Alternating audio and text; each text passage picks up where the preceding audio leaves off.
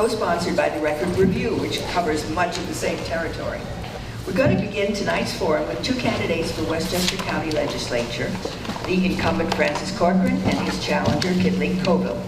They will each make a statement, and then we'll take questions from the audience. There's always a decision as to whether to have the questions written out, screened by us, and given to the moderator to read, or to have them asked directly by the audience. Tonight, audience members will ask questions directly. Since we don't have another microphone, you are asked to speak in a loud and clear voice, just like in kindergarten when they tell you to speak up loud and clear. Having direct questions only works if an audience member is in fact asking a question and not making a speech. For anyone who wants to make a speech, the Board of Elections will be happy to provide you with the forms you need to run for office. With this in mind, we ask that the questioners follow the 30-second rule. Our timekeeper, who will be timing the candidates' statements, will do her best to enforce this rule by holding up a sign that says 30 seconds. This doesn't mean you have 30 seconds left. It means you have used your 30 seconds and we would like you to please sit down. We will begin with the candidates for Westchester County Board of Legislators. After they have given their statements and answered questions from the audience, we will then continue with the candidates for Lewisboro and their statements and answers. Now I'd like to introduce our moderator, Mr. John Hessel, who is a member of the board of the New Rochelle League of Women Voters. Mr. Hessel. Thank you. So we're going to have three forums tonight. We're going to run the County Legislative Forum, then we're going to have the Town Supervisor Forum, and then we're going to have the Town Council Forum. Each one should run about 45 minutes, so we're probably not going to be able to have all the questions that you want to ask. We might not be able to get in all those questions because we have a time limit on how long we can stay at the library. When you ask your question, please state your name and your address and direct your question to all the candidates. The questions should be from, Lewisboro residents, not be in a personal nature, and they should end in a question mark. Okay. In the audience section, each candidate will have 1.5 minutes to respond and a 30-second rebuttal, and they have a 2-minute opening statement. Please, no applause until we're finished with each forum. Okay, and then there'll be time after the forum, possibly to meet and chit-chat with your candidates. Okay, we have a video recording, and no other video recording is allowed. Okay, and now I'd like to introduce the two candidates for the Westchester County Legislature District 2. Francis Corcoran and Kitley Colville. Kitley won the toss, and so Kitley is going to start with her opening statement. 2 minutes for each candidate. I want to thank you for coming. My name is Kitley Colville, and I'm about to make my opening statement. Excuse me for reading it, but I'm very conscious of my 2-minute time limitation. I am an attorney, a longtime resident of the district, a mother, a wife, and a community volunteer. I have a diverse background, including working as a prosecutor, working in the county attorney's office, and most recently working as the Inspector General of the City of Yonkers, where I investigated waste, fraud, and abuse of taxpayer money.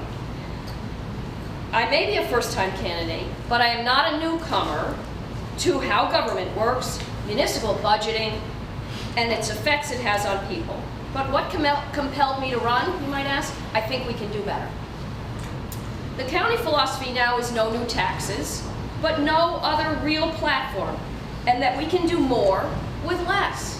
But now, honestly, less is just actually less.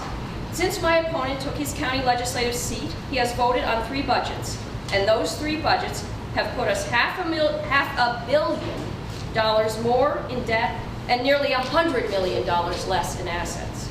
As a consequence, we have a budgeting and fiscal mess and a plan that relies on a miracle. Innovation and investments can save us money. Let's invest in our parks and market them. Let's get sewers in our business districts to grow them. Consider traffic and regional challenges and think ahead about planning for the shared economy. Let's consider energy alternatives and plan for them. Westchester County has been held up as a beacon in our country. Let it shine bright with innovative ideas and real leadership. And let's not let it dim and leave the towns to scrabble for themselves. Let's get going, and let's get a person who will advocate for us. That would be me. Thank you. Thank you. Mr. Corcoran? Good evening, everyone, and thank you to the League for having this. My name is Francis Corcoran. I am your county legislator, and I am running for re-election because I love my job and I believe I'm making a difference in our community. I've been married for 32 years. I met my wife and started dating her in 10th grade down the road here at John Jay. My in-laws are right behind us on Lakeshore Drive. We've raised our children for the last 25 years in the town of Bedford. My background on the business side, I spent close to 35 years on Wall Street. My last position before I ran for county legislator was president of a national stock exchange, one of the most heavily regulated industries in our country, where I was involved in and had responsibility for the daily operations. I was on the board in Bedford for 13 years as my elected public service in the town of Bedford. For the last 17 years, I have been on the Environmental Facilities Corporation, where I am the chair of the Finance Committee. I am also the chair of the Inspector General Board for the MTA, the largest transportation system in the world, and I have been doing that for the last 17 years as well. I've been a member of the Metro North Railroad Commuter Council for the last 17 years, as well as a member of the Permanent Citizens Advisory Council. In those state appointed positions, I have served 4 governors in those roles, Republicans and Democrats, which speaks to my nature, not just as a town board member for 13 years in Bedford, but as a state person doing work for the state for all the citizens. So for 4 governors, I've been able to serve all 4 in a very bipartisan way. I pride myself on my bipartisanship nature. I chair the Committee on Environment and Health at the county. I am also the vice chair of the Infrastructure Committee for Mary Jane Shimsky, a Democrat. And I am the vice chair of the Energy and Environment and Energy and Efficiency for the county. And I am proud to say that I cast my vote for Mike Kaplowitz, a Democrat, to chair our board of legislators in a bipartisanship coalition. So thank you. Thank you, Mr. Corcoran. Okay, please hold your applause until the forum is over, okay? So now we have questions from the audience, so does anybody have a question? I live in Katona, and my question is, given the recent uptick in graffiti, most recently I believe at Betora, but in the past, certainly 6 months, a year, in our schools and daycare centers and so forth and so on, do you think the response should come from the county or the town? And if from the county, what should the response be going forward? Because clearly it's an issue that's right there in our faces, and I'd like to hear both your responses to that. Thank you. Thank you. That's a great question. And there's no place in our communities for hate or bigotry or racism or anti-Semitism. Oh, suggest you use the mic. That's a great question. Can you hear me? It's not on Twitch. There is no place in our community for racism or bigotry or anti-Semitism or hatred.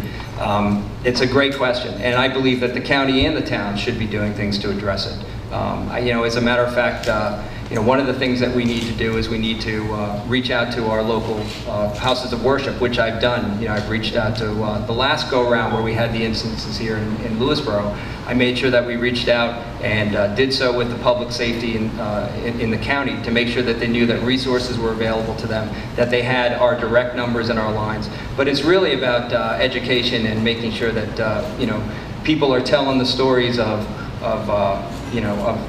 anti-Semitism and racism in our communities to make sure that we're learning from these things. So, we had the chance to have a group of people together to talk about survivors and liberators, where we were able to educate the community and tell the stories of this hatred, and so they wouldn't get repeated. The county needs to make sure that we're giving all the communication that's possible to support our local police authorities. They do that through public safety, but it's also in our own communities we have to make sure that we're looking out for each other. So the county should be responsible for it. The town should be responsible for it. We should work together to fight it, and it should be at the forefront of all our minds to make sure that we don't allow it. Okay, Ms. Cole, you have a minute and a half. Thank you for the question. I think that the county should be a leader in virtually everything like that affects all of our towns. I think that we have access to a lot of people's emails. I know I've gotten Mr. Corcoran's emails. The first thing I would do as county legislator, I'd say, listen, none of us can tolerate this kind of speech. It needs to be out of our schools. We need training. I will be at that school, if you ask me to start convening some some training about how this should not happen. I would also make sure that I have spoken to all our interfaith partners, because we have a wonderful interfaith partnership up here in particular, and I think that those folks can get in there and really talk to some people about why this is not acceptable. Hate speech, these are actual hate crimes. So another opportunity for us is to have our Human Rights Commission start to convene some regional training sessions. And that, frankly, the Human Rights Commission has been a little bit quiet.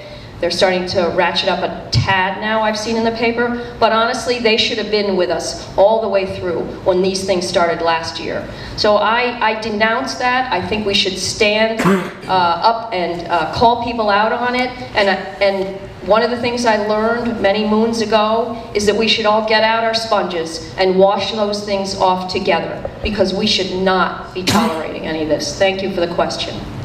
Okay, thank you. Mr. Corcoran, you have a 30-second rebuttal if you'd like to use it. Well, I was just going to say, I mean, I think, it's the responsibility of our local police to make sure that they coordinate for all the resources that they need, and that we should prosecute these crimes to the fullest extent. I mean, in many cases, it's it's teenagers, and it's really a lack of education and respect for our history, and especially for the history of the Jewish people. And it's important for us to make sure that those stories, those stories of the Holocaust and other things are told, so that this is not an acceptable behavior. But we need to prosecute these crimes to the fullest extent. We need to set examples, and we need to provide the resources to our local municipalities to make sure that they have all the tools at their hands to be able to address this. Thank you, Mr. Corcoran. Mr. Colville, you have 30 seconds. I think I said what I had to say. I do think they are crimes. I was a prosecutor, and that's something that we should definitely, goes without saying, that should be a part of what we do. Thanks. Okay, does anybody else have another question? This is a question for both of you. Hello. Mr. Corcoran, you eventually voted no for the Immigrant Protection Act, and I know it's quite a long slog getting there. Could you explain why you voted no, and if this is something that you think needs to be reapproached? And Kitley, you have expressed that you would have voted yes, and could you explain why you think that is very important for the county as a whole? Everybody hear that? No. It's about the Immigration Act. Immigrant Protection Act. The Immigration Protection Act, and one of the candidates voted one way, and the other candidates said they were going to vote the other. Is that good? Okay. Yes. A minute and a half. Ms. Cole. I have stated publicly and written a letter to the effect that I would have supported the Immigrant Protection Act. It was a long time in committees. There were a lot of partners at the table to try and get that language correct. As we all know, and we've all heard over and over again, making legislation is like making sausage. You don't necessarily get what you want. Everybody has input. And at the end of the day, there were a tremendous amount of input that went into making that Immigrant Protection Act as good as it could get. And I would have voted yes had I sat in the seat. It's no longer a viable option, I think, and next time around we're going to absolutely make sure that we have law enforcement input, which I now understand was not necessarily entirely used, although there were some people who had input. I think we have to make sure we have our union chiefs at the table so we can ensure that it's an easily enforceable, well understood piece of legislation that will affect our entire county. Having said that, I also think that we have to remember that we are a very diverse community. District 2 goes from Mount Kisco to North Salem to Pound Ridge, very, very different. But they're also a huge part of our our diverse district. And it's very important that we show them that we are welcoming, that this district wants our immigrant neighbors to feel safe, to feel that they have the ability to be the economic engines of change that they are, and that they are wanted. So thank you very much. Mr. Corcoran, you have a minute and a half. Thank you. Justin, good to see you. And we had long conversations about just this issue on the phone many times, and of our mutual support for Neighbors Link. Just for some background, I spent a lot of time in committee speaking with advocates on this, spent a lot of time at the table adding contributory language to the bill to make it better. We had public service, we had public safety there, we had social services there. The goal was to make sure that every person in our community, every undocumented immigrant, felt safe and secure and protected. At the end of the day, it was a bill that was rushed out of the committee, rushed to the floor, did not have the support of law enforcement, did not have the support of the Legal Aid Society, who in fact said that it would make it more dangerous for immigrants. I wanted to support the Immigration Protection Act, and Justin, you and I talked about this. At the end of the day, without the support of law enforcement or legal aid, but especially law enforcement, making sure that not just undocumented immigrants were protected, but that all citizens in our county and all residents who are here were protected in the same way. And so for that reason, I was not able to support the Immigration Protection Act in its form. I hope it might come back to the table and we can get a total bipartisan support for it and make it a unanimous vote. But that wasn't the case. And it's probably why I got the support. I have the endorsements of the New York State Police, the county police, the local APA, the police unions, as well as the Westchester Hispanic Law Enforcement Association, was because I stood up to make sure that law enforcement's voice would be heard within the Immigration Protection Act, to make sure that not just our undocumented immigrants were protected, but that law enforcement was protected and that all our residents were protected. Ms. Colville, you have 30 seconds to rebut. I really think that there's a little hiding going on here, because it was in committee a very long time.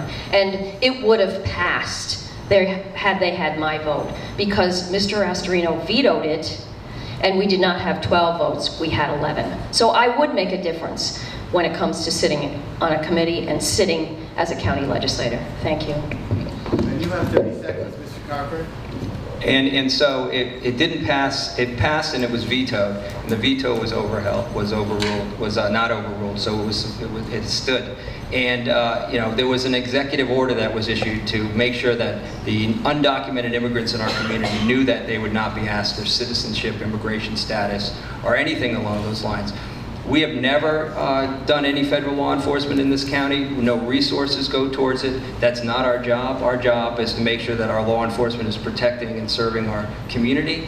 I know for a fact that when a local law enforcement official pulls somebody over, they never ask their immigration status. They never ask if they're legal or illegal, and they certainly don't do the job of federal immigration. Thank you. Another question? Anybody got a question? And I'm from Katona, and I think like so many of us, I'm very concerned with the uptick in gun violence in our communities. One of the things that I noticed last year is that there was a gun show at the county center, and at the county, in addition to the gun show, there was sale of racist propaganda. I'm wondering how you feel about gun shows at the county center, and what you would do about it in the future. Thank you. Mr. Cochran, you go first. Sure. Thanks for the question. First thing we need to do is make sure that we take the guns out of criminals on the streets and protect us all. A number of years back, New York State passed the SAFE Act, which is the strictest gun control laws in our nation. Westchester County followed suit a number of years, recently in the past few years, with the Safe Storage Act, which is additional protections on top of the most stringent gun laws in our nation to ensure that those who legally had guns, that those guns were safely secured with trigger locks and safes, etc.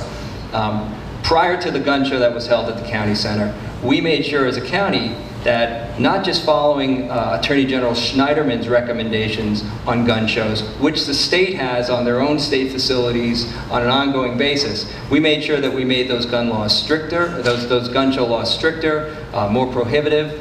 Nobody is going in and buying a gun and walking out the door with a gun. No guns that have been bought in a gun show in Westchester County have been used to commit a crime.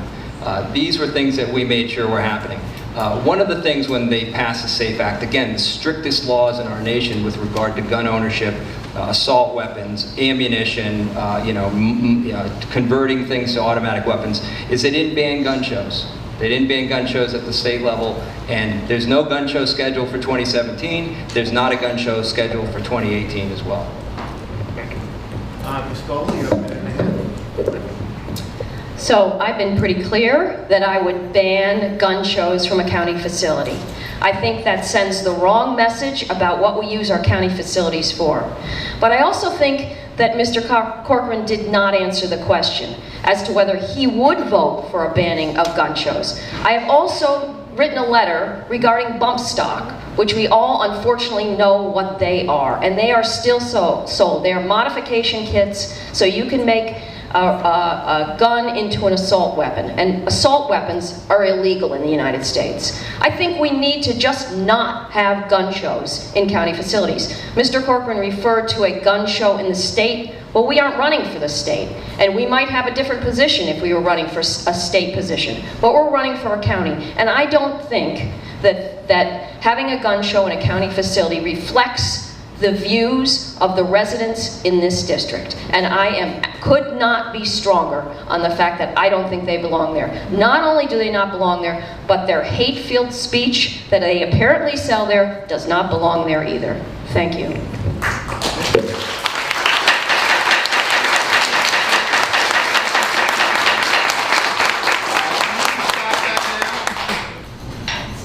That's great. Yeah. So I would just ask the prosecutor to just go back and take a look at the SAFE Act, because any conversion of anything to make an automatic weapon is banned under the state law. So there would be no bump stock, but we'll make sure that at the county level that would never ever happen here. So you know, the gun show was one of those things that people came out on both sides of the issue. Most of the calls that I got to try to ban the gun show were from outside of our district, which is important to note. I wouldn't, you know, the county facility is used and rented by the county. It's not paid for with taxpayer dollars. It's a revenue generating operation. You know, they also have an Oktoberfest there. They do beer shows. I don't drink, and I wouldn't, you know, I don't like DWI, so that might be something that someone might not. So I will just put it to you again, Mr. Corcoran. Would you or would you not vote to ban gun shows in our county facility? Thank you. You can actually answer that question. Sure. As I said, there are no gun shows scheduled for 2017 and 2018. It's a great issue to try to stir the pot. It's a great issue, and it's a sad issue that, you know, in light of Las Vegas, that we try to use this as something, you know, people have the right to bear arms. Okay. We have the strictest gun laws in our country. Does anybody else have another question? I'm just really surprised up here in Lewisboro I had to use my gavel. Listen, does anybody else have another question? We'll take any more questions. Go ahead, please stand up, state your name. Hi, I'm Robert Keston. I'm the only person who's asking a question that lives in Lewisboro so far. Economic development jobs. The county executive recently held a press conference about asking Amazon to come to Westchester, but there's been no serious investment in infrastructure in the last 8 years. And even if Amazon wanted to come here, we don't have the roads, we don't have the housing, we don't have the transportation, we don't have so many things in place that 50,000 jobs, 50,000 people could come here. So what would you do? 30 seconds, go ahead. Ms. Koval, you have a minute and a half.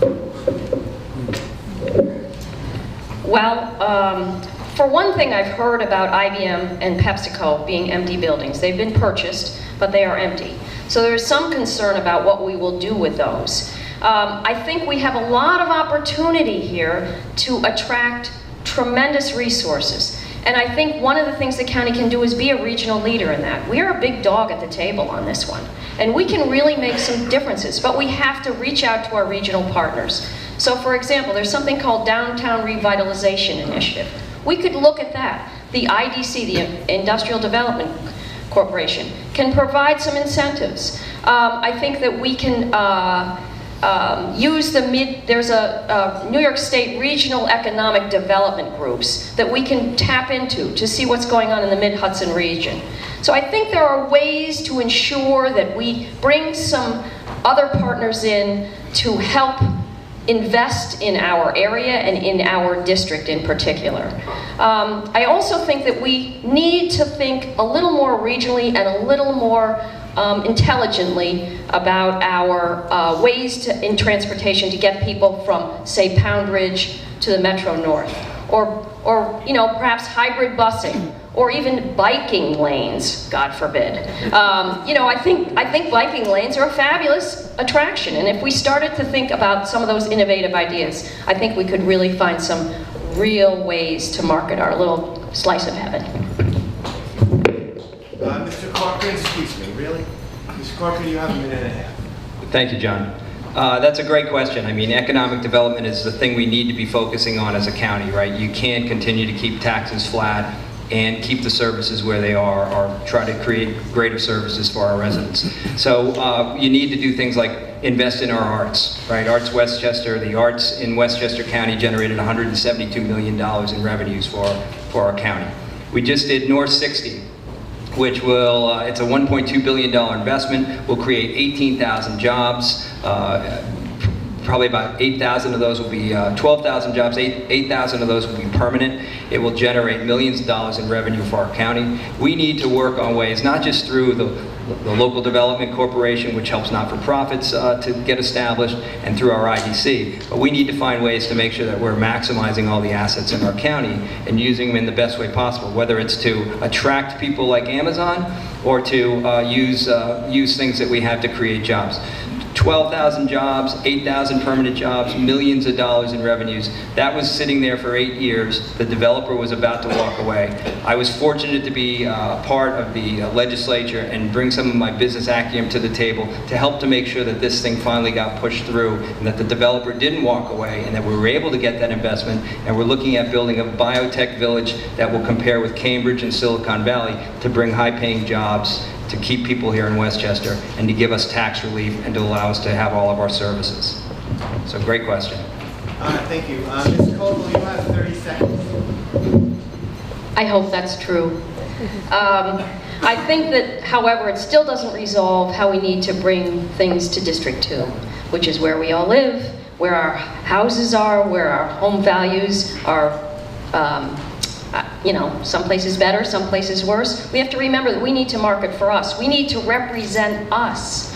Not, I mean, when you sit as a county legislator, obviously things that you do affect the entire county, but we need an advocate up here. We need to know what resources we have. We have 5 parks. That's a great way to market us. We have, you know, we have to stop, is what we have to do. Thank you. As county legislator, I've been fortunate to help bring millions of dollars to our communities.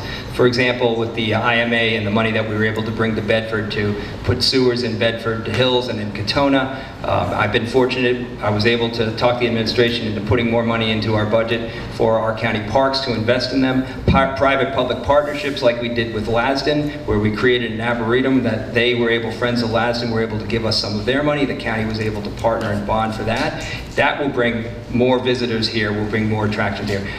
You know, one of the things we need to do is to move the capital budget along, which is one of the things that I've been fortunate in why Mary Jane Shimsky asked me to be her vice chair of infrastructure, was so that we could move some of these allocated dollars for infrastructure into actual. Thank you very much. Okay, we have time for more questions. My name is Jessica Bennett, and I live in Katona. And I have a question about the county airport. I've been reading a lot of different things. I'm a little bit confused about the issue. But mostly, it seems to me that any change or growth with the airport would lead to problems with the local reservoir. And I'm just wondering if you could address that issue for me. Did everybody hear that? It's Pheasant County Airport and the reservoir. Okay? Good? Yes? County Airport and the reservoir? Mr. Corcoran, you have a minute and a half. Oh, sure. You know, our job as county legislators is to make sure that we're maximizing every asset that the county has, that we're increasing our revenue opportunities where available, and in cases like the airport, make sure that it's the best airport possible. We have a 4th-class airport in a 1st-class county. This is about making sure, I'm one of 3 members on the airport task force. Me and 2 of my Democratic colleagues, chosen amongst our peers, to work on the bidding process and to review this whole operation for what we might do with the airport. It's about creating a greater, more efficient airport within the footprint that is there today. No increase in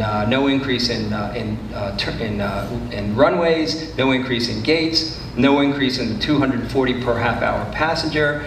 All within the terminal use agreement, we're looking at ways to maximize the value of this asset, to make sure that it operates in the most efficient way possible, to make sure that people who want to do business in Westchester have an easy access to be able to come here and to do it. This isn't about what came down to us as an idea to try to plug a hole.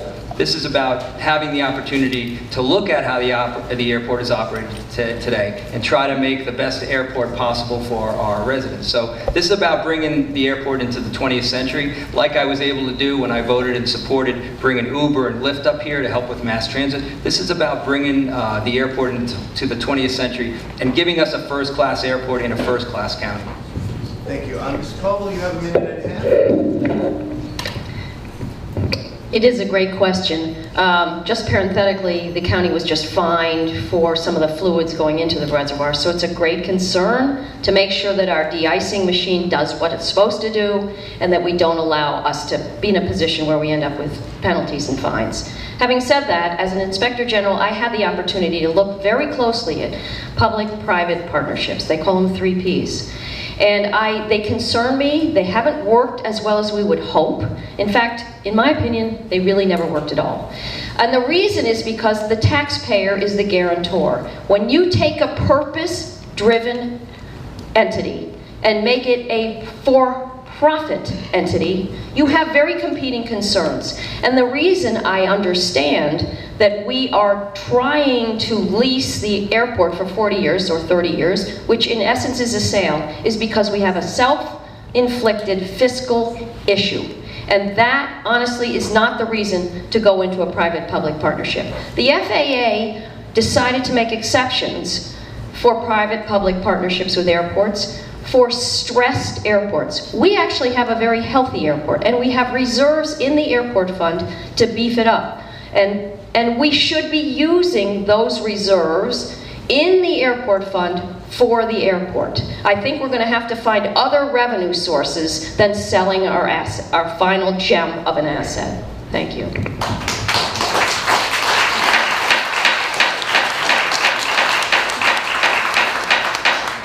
So, Something that can happen is yeah, I know. the auditorium. Yeah. So, just for the record, the fine was not for putting anything into the reservoir. In fact, that reservoir is the most heavily monitored, most secure reservoir tested in real time in our country.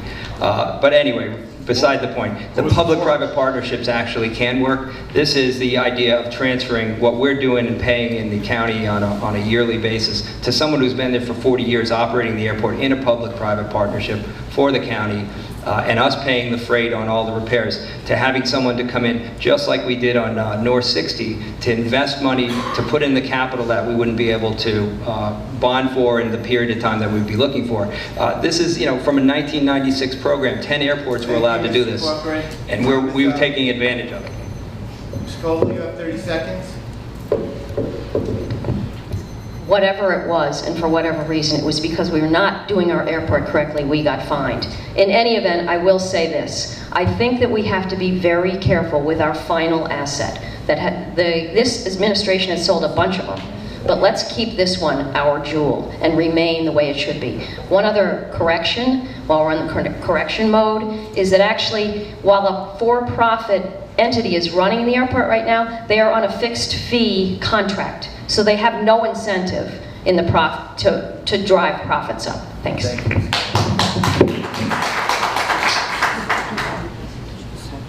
So, sitting over there in the peanut gallery, I've asked you a number of times not to applaud during the forum.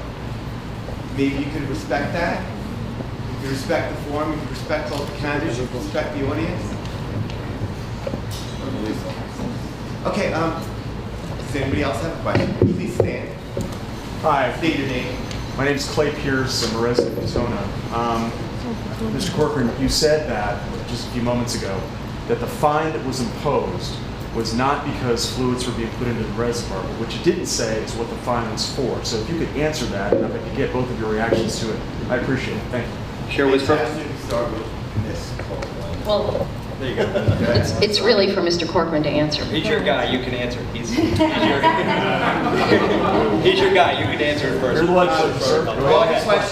I'm not going to answer it. If you don't have an answer, you can pass it over. It was for some of the cleaning fluids that were there, and it was from the DEC, and we've made, one of the things that we're trying to do in looking at the public-private partnership that could take place at the airport is to making sure that the strongest environmental safeguards are put into place. That's something that a for-profit business would want to have in there, because they would never want to take a day to make sure to be shut down and not generating revenues. But the environmental issue is at the forefront of one of the reasons why we're looking for the strongest environmental safeguards to be put in place at the airport, which is one of the reasons why we're looking to turn it from us paying to a potentially, and again, we don't have all the information yet, so we're making sure that we're doing this process in a very transparent fashion, myself and my two colleagues, along with the administration. So, the idea here is to make sure that whatever we do, the greatest safeguards possible are going to be put in place for the airport, and better safeguards that are there today, and with money that the airport wouldn't be able to generate out of its own funds. So it's really about investing in the airport potentially, and making sure that greater environmental safeguards are in place. Okay, Ms. Colville, you have 30 seconds. Thank you for clarifying why we got fined. I do think that we have to be very, very careful to make sure that we are not in a position where somebody who looks good and starts out well, 7 years from now walks away and the taxpayer is left holding the bag. Thank you. Mr. Corcoran, you have 30 seconds. Yeah, the great thing about the potential public-private partnership with a for-profit operator is that should somebody walk away in 7 years, we get that asset back improved. The one thing to remember is that at all times, during all things, the County Board of Legislature has all say, the legislature has all say and sway over anything that should happen at that airport. So the idea here is to not sell off an asset, which is most definitely not the case. Like in the way of North 60, it's to try to find the greatest use for the asset, to maximize its value, to increase the revenue opportunities that are there, in this case for 40 years, and to make sure that greater environmental safeguards are in place, and that it's a better place for our residents to be able to come in and out of, as well as business. Thank you. Thank you. We have time for one more question. Please stand up and state your name. Jenny Stewart of Bedford. I have to admit I'm not currently informed on the affordable housing issue that's been a huge controversy. I wondered if you could let us know what's going on there, what's happening, any resolution. Did everybody hear that question? It's about the affordable housing issue that we have here in Westchester County, and what's up with it. Mr. Corcoran, you go first on that one? Sure. A minute and a half. Hi, Jenny. Good to see you. So the county exceeded its goal of 750 units of affordable housing. It surpassed that. One of the things was, and I know it was important 2 years ago when I ran, was that we made sure that our local communities continue to have control over their local zoning and planning. I mean, for hundreds of years now, we've been controlling our own destiny as far as planning and zoning is concerned. As a town board member in the town of Bedford, and I know they do it in all the other towns as well, we looked for every single opportunity we could to find affordable housing. Not just affordable housing, but workforce housing, senior housing, etc. The settlement was reached. We surpassed the 750 unit goal. There's at least one unit in every one of the towns that was named. And in our legislative district too, we've got a number of affordable units here.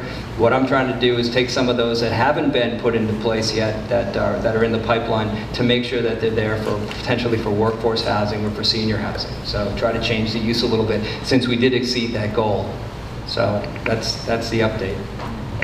Okay, Mr. Colville, you have a minute and a half to answer that question. I think that we in this district in particular really need affordable housing. And affordable housing, by the way, has been somewhat misunderstood. Generally speaking, you're taking the median income and using that as a benchmark. So if you have a 1 to 4 person household, you're going to have an income of approximately $45,000 to $75,000.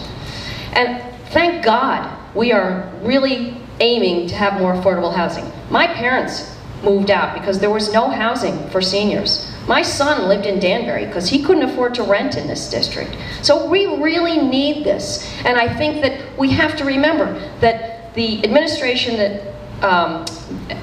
now is in Mr. Astorino, fought this and cost us $25 million in fines. So I have to say that now that they've exceeded it, they're embracing it. But before, honestly, it was being fought tooth and nail. And I think that was because there was a huge misunderstanding about who's going to live in those places. And I think It's amazing that we are exceeding it, and I hope we keep chugging ahead because we really need that kind of housing in our district. Thank you.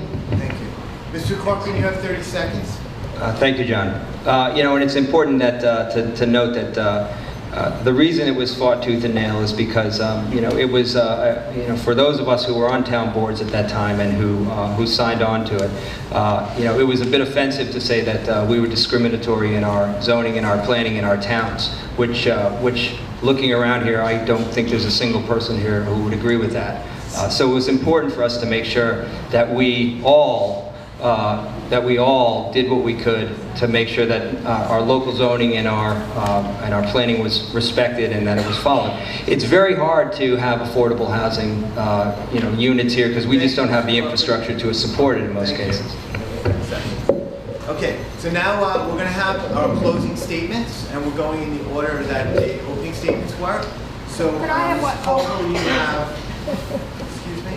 Could I just ask one quick question? To the candidates, I have a few minutes left on the clock. Do you mind that?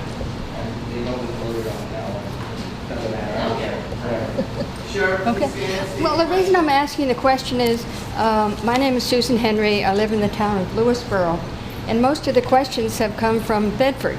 So I just like to ask the two candidates, why should someone in Lewisboro vote for you? Why should somebody in Lewisboro vote for the two? Yeah. That's a perfect question. Ms. Coble, you go first. Well, now what am I going to say in my closing? Anyway, I think you should vote for me. I lived here. I was the special prosecutor in charge of wetlands violations, so I'm well aware of how wet everything is. We used to call them swamps, now we call them wetlands. I also think that as a long-time resident of the district in general, I understand what we want. Lewisboro is a wonderful little town with little business hubs that I think we should grow a little so that we can attract families who will live here and stay here. So I think that I am familiar with Lewisboro. I also think that we have wonderful lakes and parks in Lewisboro. We have part of the Pound Ridge Reservation. I think that I could do a good job. Thank you. Okay. Thank you, Ms. Henry. Good to see you. And the reason you should vote for me if you're from Lewisboro is because it's the reason that I ran, and that was to make sure that our voice was heard down county in White Plains. Our needs up in northern Westchester are much different than most of the towns in Westchester County. We have septic systems, they have sewers, we have wells, they have city water. We have open space, we have more parkland in our district than any place in this county. And so the reason someone from Lewisboro is should vote for me, the same reason that somebody in North Salem or Pound Ridge should, and that's because I ran because I wanted to represent northern Westchester and not some political party or partisanship down in White Plains, to make sure that as someone who lived here, who raised their family here, who is here all the time, I'm here at everything, to make sure that our voices were heard and that there was a leader who could help to lead the board in a bipartisan way, because we do have a bipartisan coalition, but to bring to the table a fair and balanced view. I approach every single issue with an open mind. I do not come to the table with a predetermined outcome. So I come to the table with Northern Westchester's voice, and especially Lewisboro, who I love. Okay, so I'm going to skip the rebuttal on that question, and we're going to go right to the closing statements. Ms. Koval, you have 2 minutes. Well, thank you very much. Oh, sorry. I can shout though. Anyway, I want to thank you all for being here and for your thoughtful questions. I also want to thank the League of Women Voters for doing the hard work of corralling us candidates and getting us to this night. This is truly our democratic process at work, and I want to thank the Record Review for co-sponsoring the event, and thank you, Francis, for joining us so we can talk about these issues. I also want to say thank you because it is the World Series, and you happen to be here, so that's nice of you. Anyway, let us be reminded that Westchester County is a well-known and well-regarded county in our country. Everywhere you go, say I'm from Westchester County, oh, my cousin lived there. Oh, I had an aunt who lived in Mount Kisco. And why? Because we have a wonderful, amazing place where we live. I will say this. I think I am offering an alternative to Mr. Corcoran, who claims to be a bipartisan candidate, but who has never veered from voting for the Republican agenda set by Mr. Astorino, and whose campaign has apparently been funded by the Republican State Committee. Given my diverse background, my ideas for our northeast corner of the county, and my values that will be reflected in my votes on the county legislative board, I offer a real change and a different approach. I will get our regional partners to the table to help solve some of our water and traffic issues, and look for grant opportunities from New York State, New York City, and our federal officials. I will work with law enforcement in our county to adopt a sensible and workable Immigrant Protection Act, work to release our long-awaited sewer money, work hard to ensure that our environmental resources are safeguarded. I will work to ban our gun shows in county facilities, and I will serve in that co-equal branch of government that should operate as a checks and balances on our county executive, whoever that may be.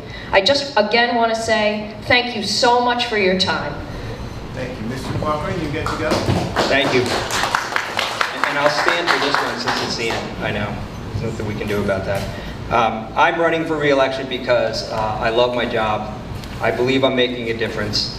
I want to I want to be in there for 2 more years because I want to continue to do things that are important to our community, to protect the character of our communities, our environment, and our open spaces, to make sure that Northern Westchester's voice is heard, whether it's investment in infrastructure, whether it's the generation of new economic business. Our taxes are too high. We need to find ways to generate revenues to offset our taxes. We can't continue to operate under this high tax situation that we have. And so I've had zero tax increase in the last 2 years. I would be looking to do the same. I'm looking to offset the expenses of the county by generating additional revenues, which is, I think, what my business background brings to the table. My 13 years as a municipal elected official in the town of Bedford, so I know how it works at the county level, but I really know how it works at the local level, so I can work in partnership with all of our supervisors and town boards to get the things that they need. And I'm here with them. I am around. I support them. They call me. We work together. Many people in this audience, we've talked about some of these issues, but I'm running because I love Northern Westchester. When this seat opened up, I wasn't looking to be the county legislator. I was looking to run to fill my good friend Peter Harkin's seat because I wanted to make sure that our voice, Northern Westchester, was heard down county. My background, my business acumen, my experience at the state level, my experience as a town municipal official, that combination is second to none. And my record stands for itself. Go watch our meetings, go see what we do at the county legislature, go see what kind of money has been brought back here, and I want to continue to do it. So I ask your support on November 7th. I ask you to come out, and I ask you to continue to make sure that our voice in Northern Westchester is heard. And I thank you all for being here this evening. And to the League, as always, thank you for everything you do and making sure that you keep our voters informed and giving us these opportunities. So thank you and good night, everyone. God bless America.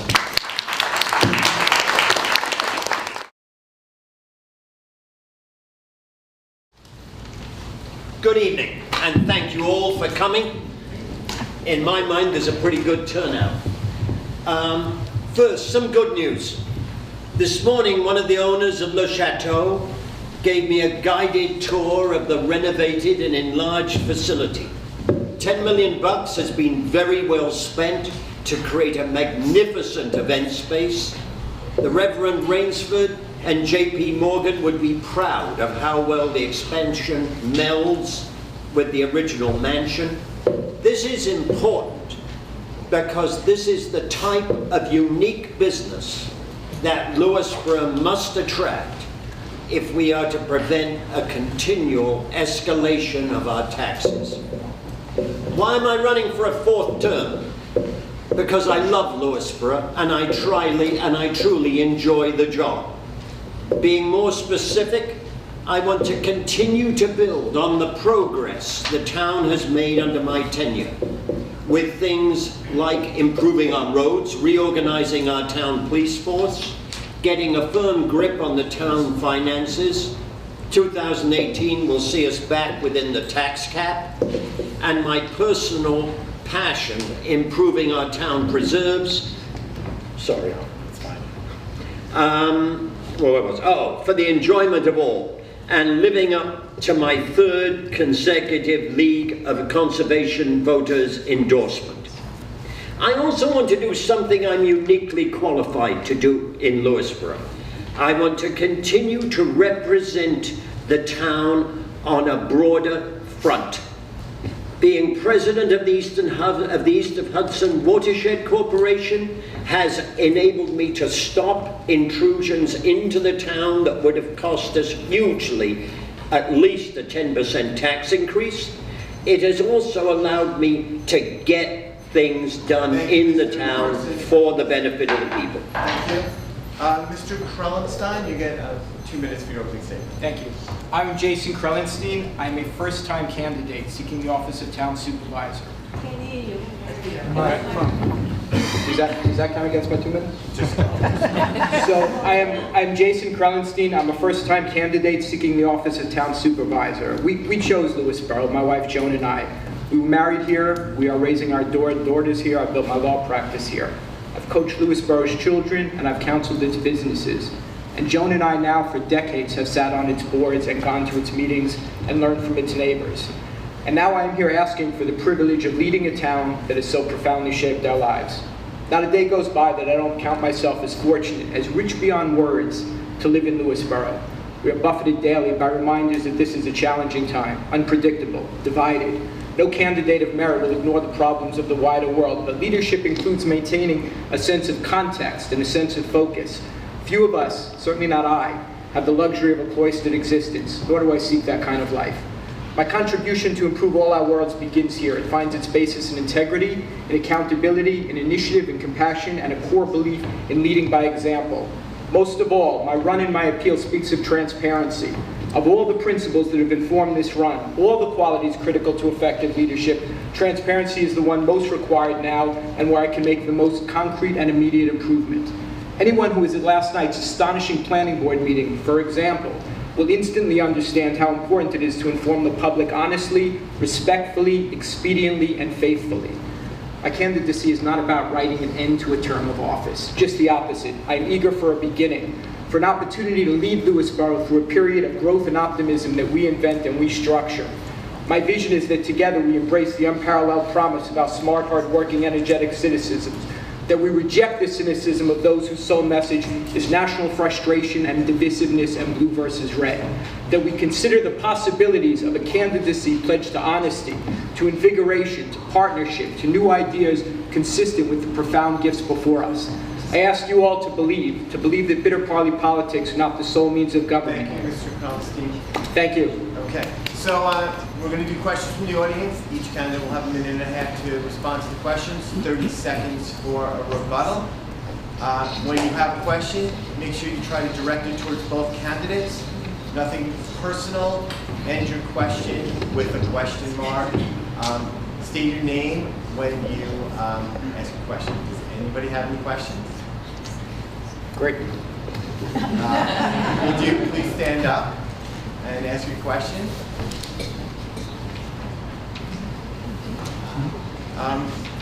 Del, does the league have any prepared questions? Where is Del? She's over here. Del, does the league have any prepared questions? Oh, we have a question. Please stand up, state your name, and try to be as loud as possible. It would be terrible not to have a question for this election. I am Fred Coles. I live at 111 Oskaleta Road in Lewisboro. And my question to both of you is, do you believe our current Lewisboro wetlands protection laws, including the 150-foot buffer, are A, too strong, B, too weak, or C, about right? If you think they're too weak, what would you do to increase those protections of our lakes and wetlands? Thank you. Did you hear that question? I did. Yes. Okay, very good. Mr. Krellenstein, you get to answer that first. C. Which was just right. Just right. I think that we're doing a good job with wetlands protection. It's interesting because Mr. Parsons referred to his work on the watershed, and in my view, protection of water is critical. Water is a vital interest for all of us. In the context of working with the watershed, though, and in the context of going door to door, I've met with dozens of people in Oak Ridge who are concerned about their own water. And while it's useful for Mr. Parsons to have this experience in the watershed, it might also be appropriate for him to address a problem that's been lingering for more than a year, which is the Oak Ridge water problem. I can tell you that the people in Conant Valley and Oak Ridge have serious concerns about their water. In terms of wetlands protection, I'm with C. I think it's good. Okay, Mr. Parsons, you have I think our wetlands ordinance are fine as they are, except that I would like to improve the process somewhat. I believe we can get the same end result with a smoother process, particularly for the smaller household on a small lot. I see, because at the moment, what we're faced with is a fair number of our households ignoring the law because it's just too darn difficult to comply.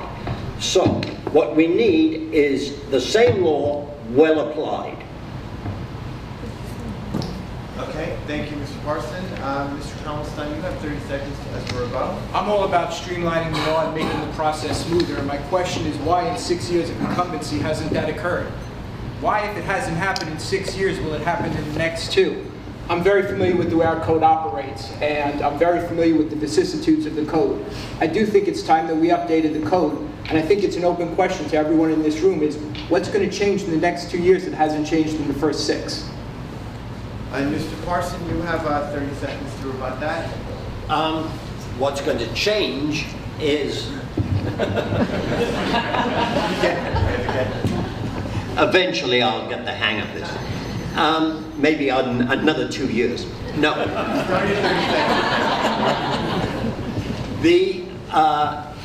I believe we have tried.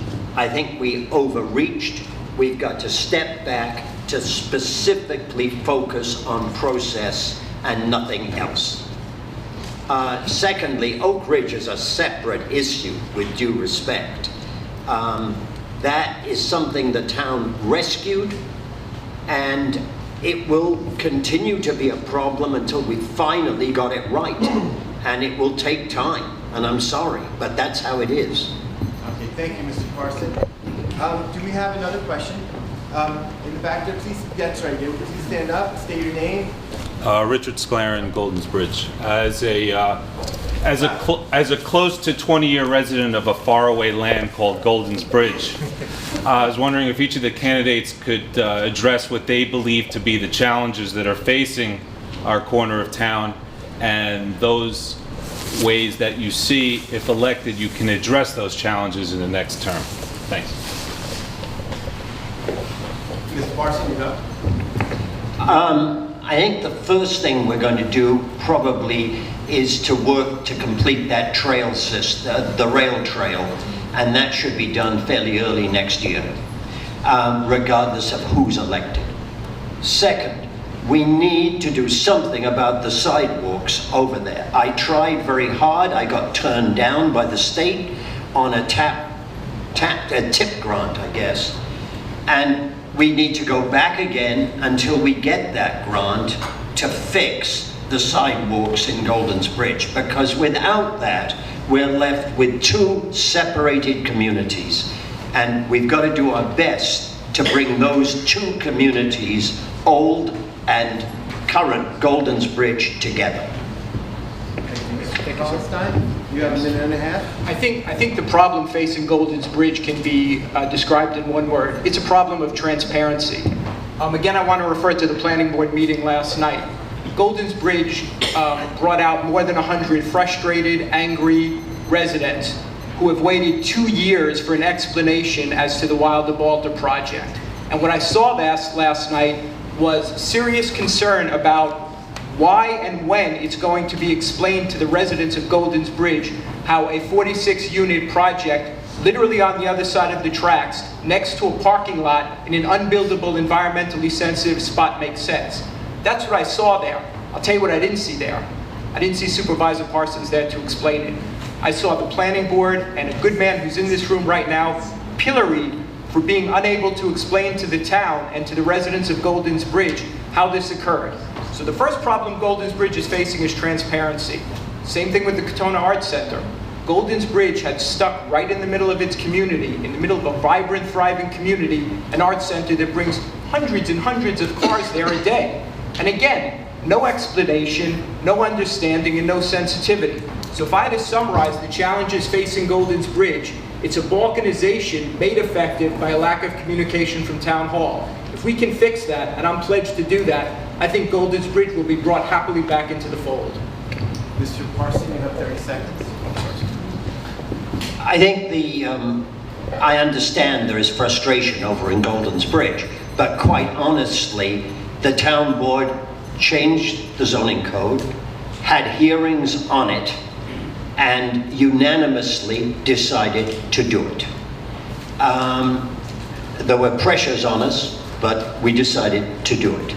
Second, that zoning code was merely for multi-family housing. What goes in that multi-family housing area is finally up to the planning board. Why wasn't I there last night? Because having talked to various people on the planning board, the point of view was that I should not be there because I would hinder the process rather than help it. Thank you, Mr. Parson. Mr. Palestine, you have 30 seconds. Yes, this gets to another central tenet of my campaign, which is accountability. Leadership is more than hindering the process. Leadership is effective communication, it's standing by your principles, it's making the hard choices when they're necessary. So if we've got a leader whose view is, well, the vote was 5-0 to change the zoning code, maybe it's time for new leadership. If we've got a leader who during campaign season derides the men he sat next to for 6 years and claims that with the new blood in town, he'd be able to make some changes, I want to know why those votes were all 5-0. Thank you, Mr. Palestine. Do we have another question from the audience? My name is Mickey Denicola. I am a Mickey Denicola. I have lived in Golden's Bridge for more than 30 years, so I beat Mr. Smyer now. And this is a perfect segue for me. My question is, I have, for the years that I've lived there, had an issue with a commercial neighbor who's been in multiple violations. As I have watched things go on and violations continue, I noticed that other parts of Golden's Bridge are facing the same problem. My neighbors in Old Golden's Bridge have an issue. Everybody in Golden's Bridge now has the Walter issue. And actually my question is, what will you do differently so that the residents are protected over the businesses when there are violations being perpetrated? Thank you. We have that. Okay, Mr. Palestine, you have a minute and a half. Okay. That's a great question. Thanks for coming out, Mickey. There's some history here that's important. Can you hear me? Is this better? Okay. A little weird. There's some history here that's important. I think the project you're referring to is Estate Motors, which has been recently been acquired by a new owner. And you'll recall, I'm sorry, ma'am? The same violations. Okay. And you will recall that Estate Motors came before the zoning board a number of years ago in 2011 seeking a series of variances that I felt were totally inappropriate. You may also recall that I was the lone dissenting vote against Estate Motors, despite the subtle pressure brought because they're a huge taxpayer in town. What I want you to take from this is that my candidacy is based in the law and the structure. It's based in responding to people in a manner that they can rely on. It's based in consistency, so that if there are future violations of the same nature, you can count on me to always stand up against them. And it doesn't matter what size contributions those people make to our fireworks or otherwise. I'm always going to be there for that, just as I was in 2011. Thank you, Mr. Parson. Quite honestly, I'm very hopeful that the new owners will move forward and gain approvals to what they need to gain in order to continue a Mercedes dealership at that place. The alternative is that they don't gain them and they move the dealership somewhere else. It's very simple. I think Mr. Krellenstein needs to realize one small thing. The town supervisor is not all-powerful. He knows very well that on the ZBA, he has got power over everything that comes before him without any town board interference. The same with the planning board.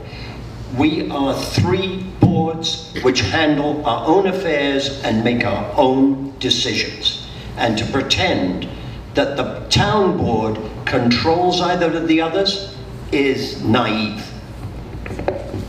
Thank you. Mr. Krallenstein, you have 30 seconds.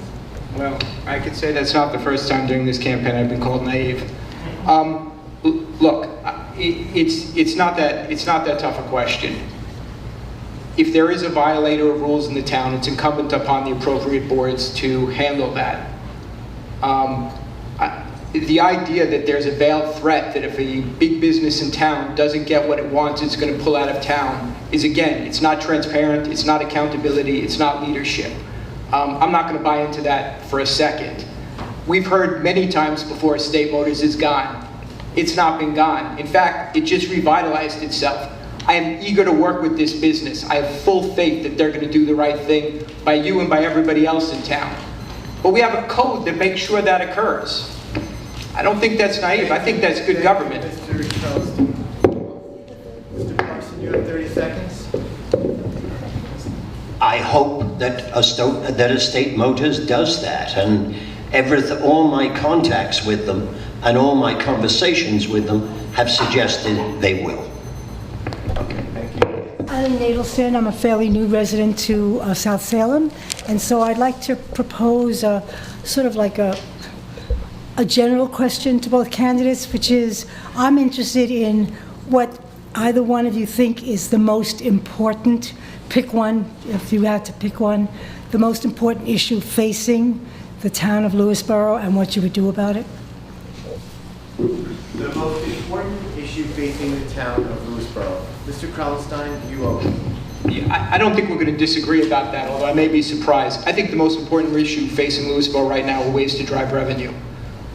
We've got to find a way to make sure that we can maintain our low taxes, or maintain our taxes as low as possible. They're hardly low. But I think that's the most important issue facing our town right now. We've had a long time where revenue growth has been entirely stagnant, and I think it's time for some change in that regard. I've got some good ideas about that. We've got a series of properties on the rolls right now that have been dormant for a long time. I think it's time to start selling those. We have to think seriously about whether we can combine revenue production with our crying need for affordable housing, perhaps by some kind of mixed-use platform where we've got affordable housing up on top and maybe light retail or low-impact retail or artisans below. We've got to have a census of the properties within town that are underperforming and figure out a way if we can maximize that. I think we've got to seek some new investment in the one main jewel of our town, which is our town park and that pool. Think about doing something there where we perhaps even, and I know Councilman DeLucia has been all over this, dome that pool, revitalize those bathhouses, and make that a 12-month yearly facility. These are things, these are new ideas. These are new ideas that are going to drive revenue.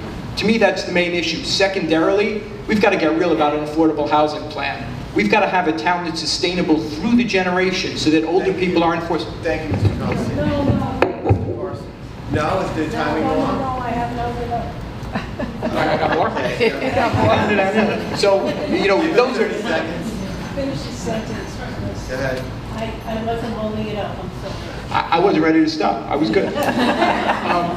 So I think that those are key issues. And what I'm looking to do, what really makes sense here, is to kill 2 birds with 1 stone. Let's figure out a way to make our revenue-generating ideas also simultaneously deal with some of our affordable housing issues. Let's make this a town where all the generations are here. I've got my daughters here and my parents here, and I want us all to be here for a long time. Okay, thank you. Sorry about that. Jason is right. I fundamentally agree with the objective. Some of the ways we would go about it probably differ, but not hugely. We have to find ways to, quite honestly, emulate Vista at the moment. Vista is pretty thriving, in my mind. It's got excellent restaurants, it's got a couple of excellent businesses, and it's working pretty darn well. The problem is, if you analyze it, that almost all those thriving businesses, with the exception of Oak Ridge, are only there because they're grandfathered, not because they're zoned. So if Golden's Bridge is to do some of the similar things, we're going to have to help them with zoning changes, or some new zoning law which allows us to maintain the kind of area we are, while at the same time introducing businesses like the restaurants in Vista, which have done a lot to improve the neighborhood. Le Chateau, I would love to see, I mean, that's magnificent, but just down the road, there is a thing called the Bell Estate, which is I'm not sure where it's going, if anywhere, and it's zoned as residential, and so that's all we are able to do with it unless we come up with something inventive. Thank you, Mr. Parson. Mr. Krellenstein, you have 30 seconds. Thank you. I like Vista too, I live there, and I think Vista is doing great. But I have to come back to this question, and I say this very respectfully. We've had 6 years to hear about the kinds of changes to the zoning code that are going to revitalize business in town. It hasn't happened. Let's get off the dime and let's make it happen. I don't think that this is a question of tweaking our zoning code. I'm familiar with the zoning code. It's got its nits and picks, but I'm familiar with it. That's not what the problem is.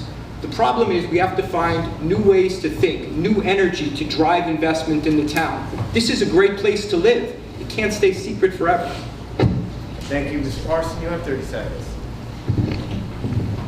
The stay secret forever is critical. This town does a poor job of publicizing itself.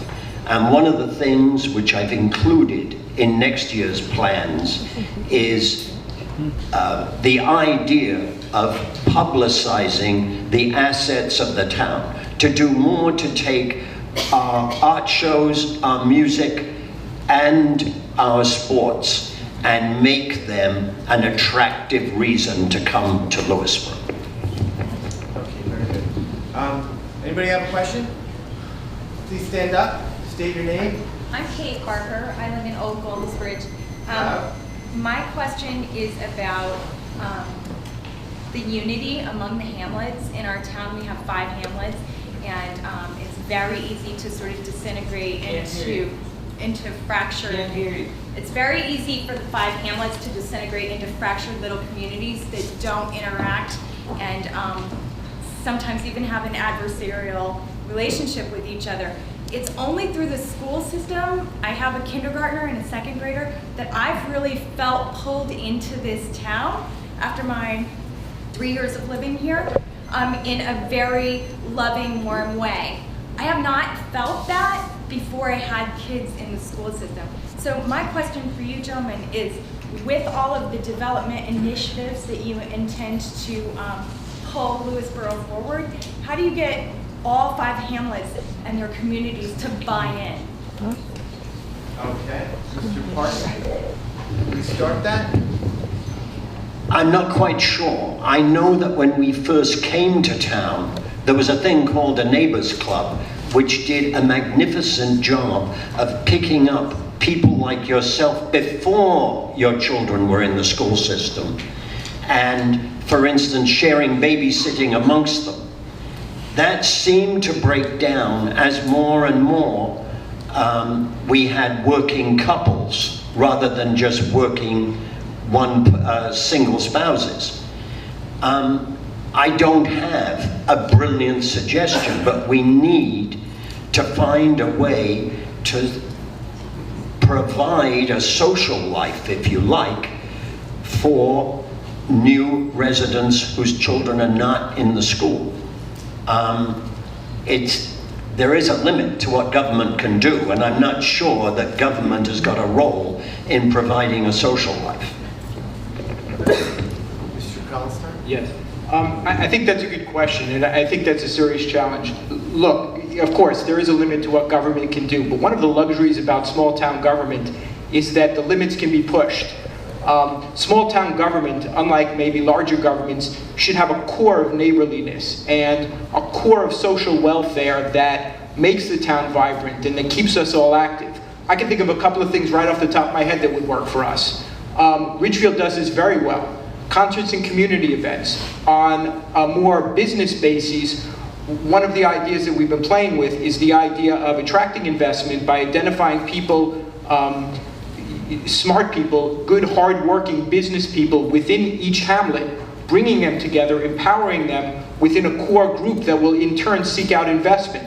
Now that's not going to get everybody out into the park on Sundays, but if the parks were more attractive, if we dome up that pool and think about making that a central location, if we do things as simple as movie nights and concerts, if we publicize them better, and I think Mr. Parsons is correct. So far, he hasn't done a good job of publicizing the town. If we publicize them together, we can create that sense of unity. The balkanization of our hamlets is a serious issue. That is not a joke. And I saw it last night at the planning board meeting. We can't have people at each other's throats competing for resources, and we can't have a kind of NIMBY attitude where it goes into another community so I don't have to deal with it. And it starts with socialization. I agree with that. Thank you, Mr. Thomas. Mr. Parson, you have 30 seconds. All right. I mean, I thought I was answering a question about socialization of new people coming into town. And ultimately, I suspect that is through making friends through preschool groups, which is how my wife initially made her friends in this town, and through neighbors clubs. Thank you. Mr. Kallenstein, you have 30 seconds. Honestly, I don't know if I had anything to add to that. I think that was fine. Okay, so we're running under some time constraints, so I would like to do one more question, because we have 4 people running in the next forum. So I'd like to do one more question. This lady over here, she had her hand up, yes. Okay. My name is Linda Ray. I'm from Cross River, and I'd like to ask you both if you could commit to serving full-time in this position if you are elected or re-elected. And that goes to Mr. Kralstein. This is obviously one for me. Mr. Parsons, as I understand it, is already full-time, is he not? And he can continue. And I take the tacit support that you think I'm going to win this. Excuse me. So this has been a question. It was bandied about in the papers, and I think this is a fair question. I've said this publicly before, and I'll say it again. I intend to be a full-time supervisor. I've got an active law practice that I have to wind down. That doesn't happen overnight. I've got an active caseload. But it would be my privilege to serve the people of Lewisboro. It would be a huge honor, and I would take it seriously and work like a dog, and I would serve you full-time. And I will serve you full-time. Thank you, Mr. Parson. I've really got nothing to say about that answer. Great. And do you have a rebuttal for that? So now we're going to open up for the closing statements from each candidate. Each candidate has 2 minutes for their closing statement. Let me just make sure I get the order correct. And Mr. Parson, your closing statement goes first, and Mr. Krallenstein, you will close the forum. Mike. What's Mike? Oh, would you like me to use this thing again?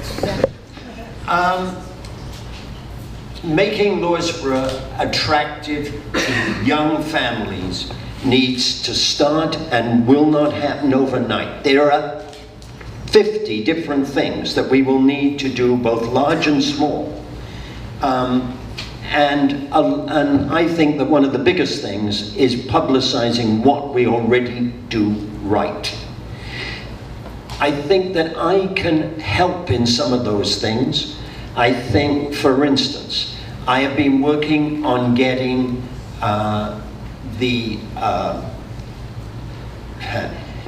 funds from the FAD, the Filtration Avoidance Determination authorities, which I am part of, to create a community septic system up on South Shore on Lake Wacabuck.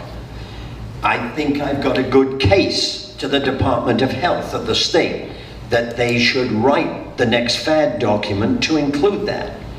But it's a lot of work, and I can't promise anything on that. We did get the work done on Mead Street on Lake Wacabuck. We did get some work done on Schoolhouse Road.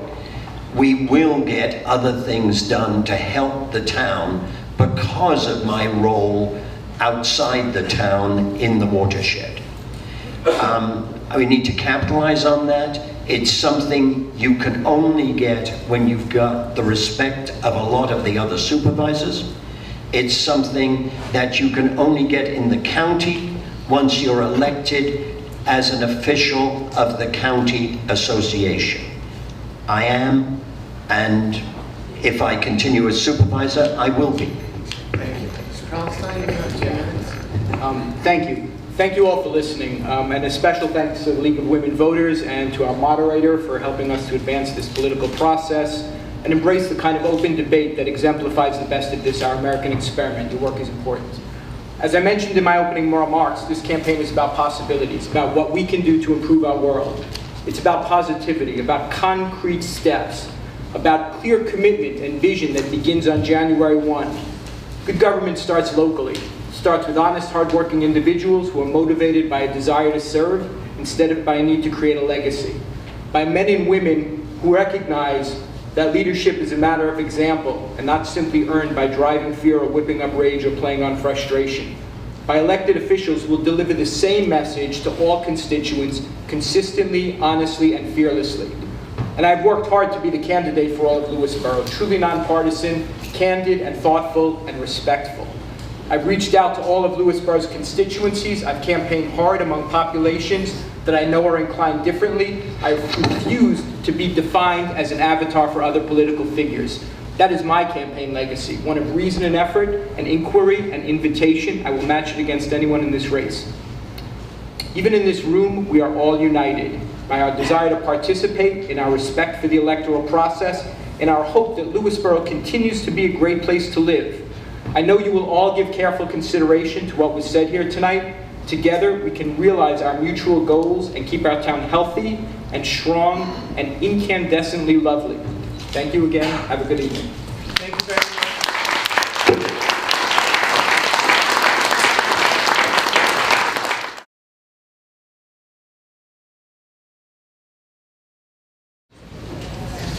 Okay, and we chose the order of the candidates. We have Mr. Tony Gonsalves, Jane Crimmins, Frank Kelly, and Peter DeLucia, and we're going to open with Mr. Gonsalves.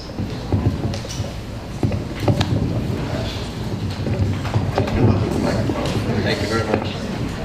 Okay, are you ready, timekeepers? Yes, we are ready. Okay, 2 minutes. Good evening, everyone.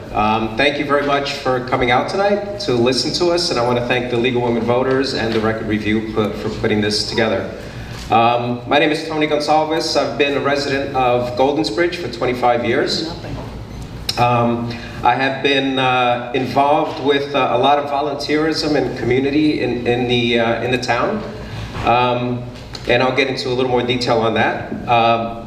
I have been married 25 years to my wife Darlene, and I'm happy to say that tonight is our 30th wedding anniversary.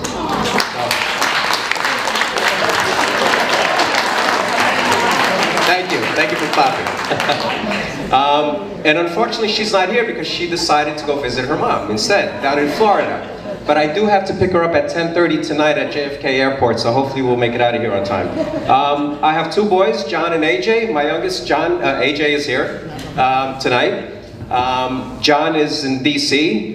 John graduated 2 years ago from George Washington University, is working for the government, for the Department of Defense, and that's all I can say. AJ just graduated from Boston University and is working for Richfield Physical Therapy, and is the athletic trainer, one of the athletic trainers for Richfield High School, and he's having a blast with that job. I have been involved with the town ever since my kids were little. I was a coach, so I was a volunteer with Parks and Rec. Coached soccer, started with T-ball, and then went on to soccer for multiple years. Both my boys were in scouting, so I was a Cub Scout leader and a Boy Scout leader, supporting 2 troops, actually the Goldensbridge troop and then the Vista troop. Both my boys became Eagle Scouts. They both, AJ has his project in town, which, and this is a plug for his project. If you ever go to Increase Miller, park at the lower parking lot and you'll find a trail that connects to Fox Valley. That's AJ's project. I have been involved with the Lions Club 15 years. It's a great community organization. It's a great way to bring the hamlets together. A lot of when I first started, most of the members were from South Salem. And I was one of the first few from outside the hamlet of South Salem, and I am very interested in this job and continuing my volunteerism and community service to the town of Lewisboro. So thank you very much. Very much. Mr. Crimmins, you have 2 minutes. Okay, good evening, everybody. Like everyone else, I want to thank the League of Women Voters, and I want to thank you all. I'm thrilled to be here. And I also want to thank our library staff and Cindy Rubino for hosting us. And for those of you that don't know me or that I haven't met, my name is Jane Crimmins, and I live in South Salem with my 3 young children and my husband, Jim. And the reason that I'm running for Lewisboro Town Board is because I really feel that I bring a unique set of skills to the board that isn't currently represented, and I think that Lewisboro is ready for those used to be represented. What do I mean by that? My professional background is quite different. I am a teacher and an occupational therapist by training. What does this mean? This means that I know just a little bit, or more than a little bit, about community. What it is, how it's built, and how it works together to move forward. So, in these, you see, community isn't just what's apparent and strong and visible and in the middle. Community is everything and everyone that goes on around that. That's what community really is. It is often those parts of the community that are overlooked or not addressed. I have worked in countless community settings, schools, community centers, hospitals, rehab facilities, and in people's homes. The populations that I have served include adults with mental illness and substance abuse issues, and then most of my career was spent with babies 0 to 3 years old who are born with a disability, and I worked with they and their families on motor skills and feeding skills and play skills so that they could participate in their activities of daily living. So, as wonderful and welcoming and safe and loving a community as Lewisboro is, we are not immune from these issues that I saw in my day-to-day working life. And what we need is to talk out in the open. I'm not afraid to say swastika. I'm not afraid to say white privilege. I'm not afraid to say we're a fairly homogenous community in that way, and so then how do we teach our children? Thank you, I have to stop. Hi, Mr. Kelly, you have 2 minutes. Great. My name is Frank Kelly. I'm an attorney. I have a practice in Manhattan. I do trials and appeals. I'm a colonel in the United States Army. I'm a professor on the faculty at the War College of Carlisle Barracks. I have a Juris Doctor degree and a couple of master's degrees. I'm a chair of various committees. I do amicus briefs to the Court of Appeals. I don't like to sleep very much. I find I get very little done when I do that. I'm on the board of directors of the Westchester County Parks Board. We do some of the major work with parks and rec in the county. We just built that beautiful arboretum and the Crystal Palace over there at Lansdowne. And if you haven't been there yet, it's fantastic. You need to go. We do work with Wood Pound Ridge and some of the other facilities in the county. I publish on various topics in peer-reviewed journals and in some popular journals. But most importantly for Lewisboro, I'm a husband and father of 5 children, all of whom have either gone through or are going through the Katona-Lewisboro school districts. I've been coaching since my kids were small. My oldest is now 25. I've been coached basketball, soccer, baseball, and rugby to the small coterie of people who play rugby.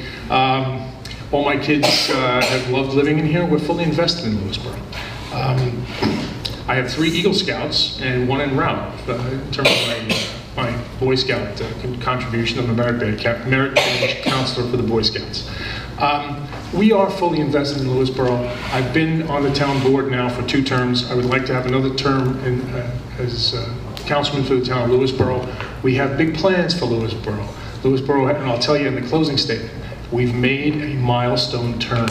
And I think optimism is warranted and things are going to happen in our town. And we have plans for the future. So thank you very much. Thank you. Okay, Mr. DeLucia, 2 minutes. Good evening. I'd like to first thank the League, the Library, and the Record Review for organizing and hosting tonight's event. I'd just like to start by saying I love my family. They're here tonight. My neighbors, my friends, my parents, and yes, Lewisboro. Lewisboro is part of my family. I've lived here half my life. My children have been born and raised here. This is our home. That's why I can say it's truly an honor and a privilege to serve you as your councilman and your deputy supervisor. I'm so proud of the many accomplishments I've been part of over the past 12 years. From the recent welcoming community resolution I drafted that was unanimously passed by both sides of the aisle, to the much-needed renovations at the Town Park baseball field, including a press box, concession stand, ADA bathrooms, ramps, parking lot that I began working on 12 years ago, the first term of my office. From the new pool patio at the concession stand that we put in this year, to the cell tower at the town park that's paying for the renovated basketball courts, and the future new bathhouse I proposed for the town pool. From spearheading the fundraising effort to save the town fireworks, to announcing that Mercedes-Benz of Golden's Bridge has pledged once again to provide full sponsorship for the 2018 firework display. From working with our police, fire, highway, and all of our department heads on health and safety issue, to Lewisboro being recognized the safest small town in America for the last 2 years. From consistently keeping a hard line on town expenses, to working on finding new revenue, such as our mobile communications, lacrosse and soccer tournaments, and our first ever Sunday morning car show at Onatru Farm. From working to restore power after Hurricane Irene and Superstorm Sandy, to making sure NYSEG provides adequate boots on the ground and a dedicated Lewisboro liaison for all future storms. Throughout my time in office, what I have found truly humbling has been the overwhelming support and accolades that I received from you, my Lewisboro family. This is the reason why I'm before you today and made the decision, the big decision, to run one more term of office. Thank you. Okay, very good. Okay, so now we have a question from the audience. I know I have one question over here. Would you like to ask your question? Say your name as loud as possible. I would like to ask all the candidates what they feel the major issues in town are and how they would address them. Okay, and we're going to start with Ms. Crimmins. You have a minute and a half, and then we're going to go all the way around and Mr. Gonzalez, okay? Gonzalez. Go ahead. Hi, Christina, thank you. Okay, so I identified what I think are three very important local issues. The first is the protection and the preservation of our environment. We are literally your last line of defense environmentally right now. So I want to go back to a wetland question. I think our wetland code is good. I think it's stricter than New York State, and I feel proud of that, and I want to keep it that way. The way we treat the environment today has huge impact on it for tomorrow, and I want to keep our water clean and drinkable and swimmable. The second issue that you hear going door to door to everybody is roads and taxes. So roads, I would like to continue with the Cornell paving program. An outside consultant came in, they assessed our roads, they have a plan, and everybody is on board with that plan. And the third local issue of importance, which we talked a little bit about tonight, is affordable housing. How to provide it, where to provide it, how to get community input, and how we do create those affordable housing opportunities for young people who want to live in town, for our seniors who want to downsize, and for people who want the same opportunity that we all wanted for our families when we moved here. Thank you. Okay. Mr. Kelly, you have a minute and a half. Okay. Hi, anybody that knows me knows exactly what I'm going to say, right? What's the most important issue facing the town? It's the one I answer all the time. It's always the same answer. The budget is the most important issue facing the town. If you don't have money, you can't do anything. And we just had some spectacular news about the budget last night. We went through the budget, and the supervisor presented us with a 5% increase in the budget. We went through it, and now we're going to be well below the tax cap. We're realizing revenues that we've never realized before, and we've made an upturn in the mortgage tax receipts, which, to those of you who don't follow the budget, is a signal event in our town. The return of the mortgage tax receipts, we're up probably 20%, which is enormous year on year. So what does that mean? Okay, we managed the budget, and we're going into the new season where we have to sort of negotiate some collective bargaining agreements, things like that. So we have to forecast into the future the appropriate expenditures. Now, once we do that framework, we have to overlay the framework with what the other priorities are, and we have to build them by project. Okay, so things like enhancing our parks and rec. We have to redo some old and aging facilities. So we have the budget now we have to plug in what we do there. The roads. The roads is an excellent point. I think most of the tenor of the town I'm taking, people complain about their roads, but most of the tenor of the town we're taking is that the roads are improving because we have a scientific engineering methodology, not a who complained most on the telephone methodology for fixing roads. So we're maintaining and managing the roads with a scientific engineering program. I think we'll get whole pretty soon, and I think we need to maintain that. I'm running out of time, so I'm going to let go. Thank you, Mr. Kelly. Mr. DeLucia, you have a minute and a half.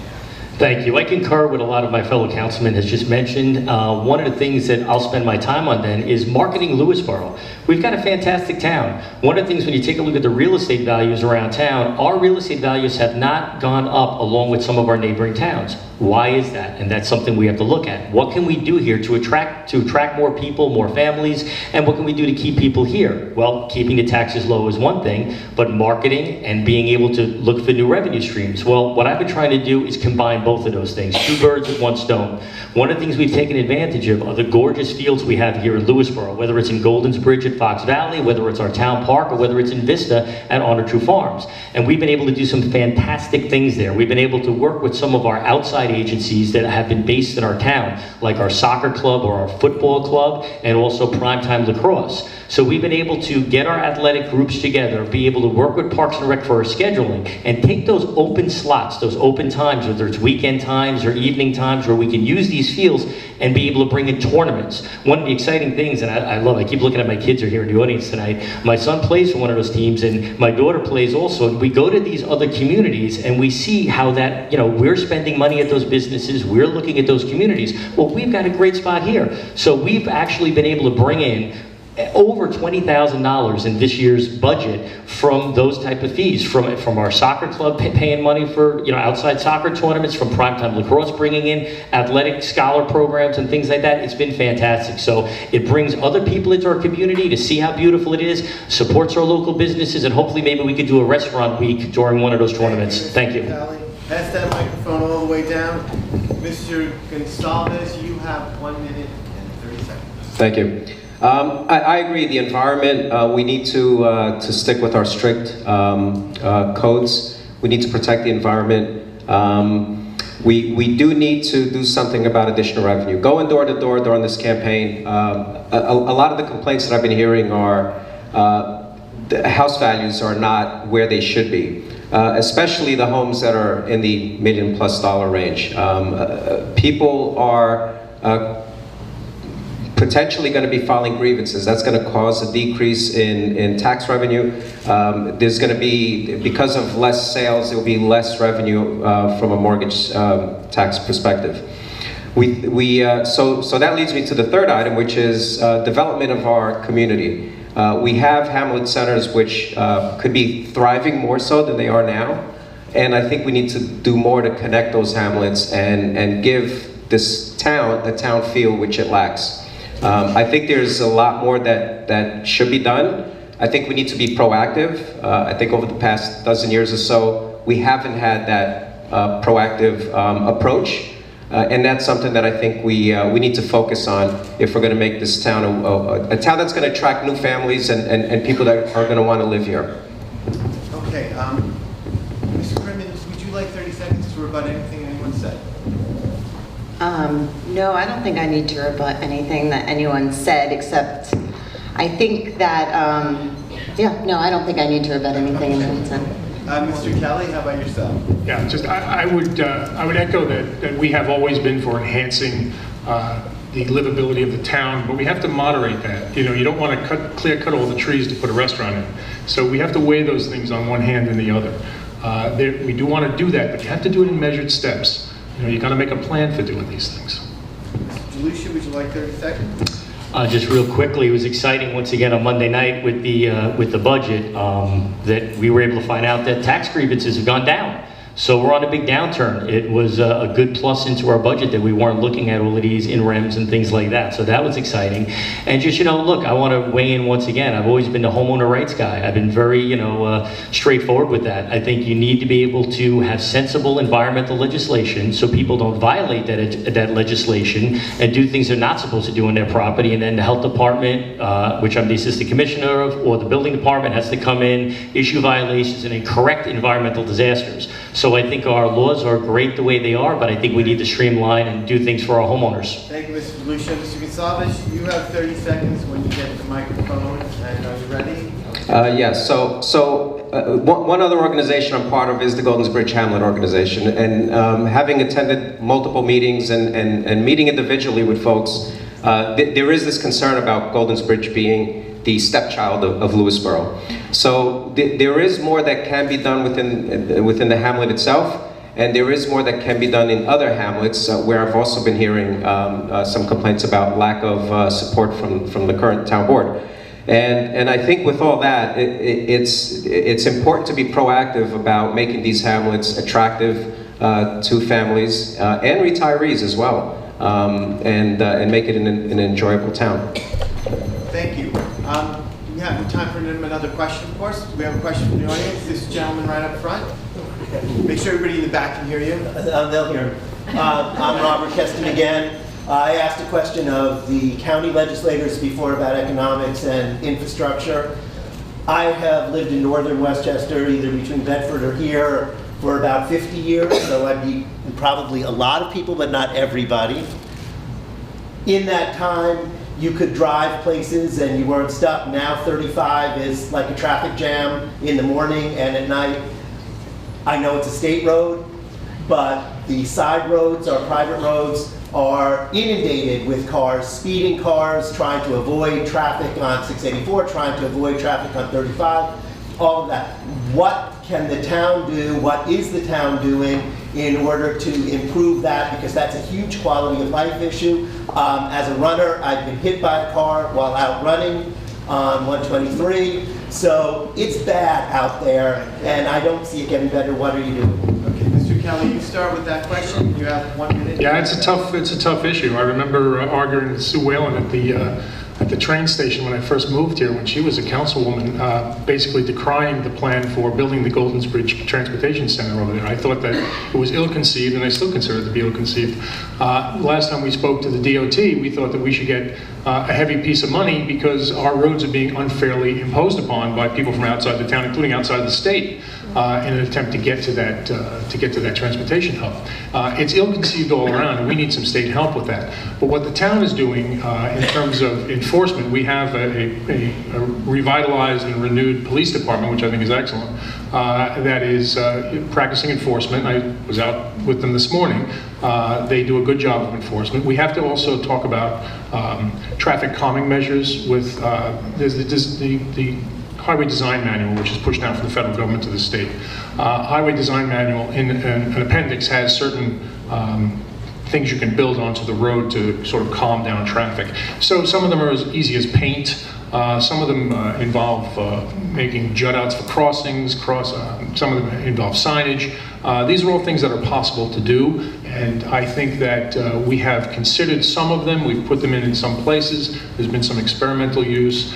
We need to enhance them and to move further. You can't tell people from Connecticut they can't drive here. I mean, constitutionally, you're just not allowed to do that. We probably should, but we don't. All right. Thank you. Mr. Lucia, you have 1 minute, 30 seconds. Robert, that's a great question, and you're right, it's not an easy one to answer. One of the things that I was happy to see when we were working on our budget, and what we have in our budget is additional money for our highway department for tree clearing and tree removal.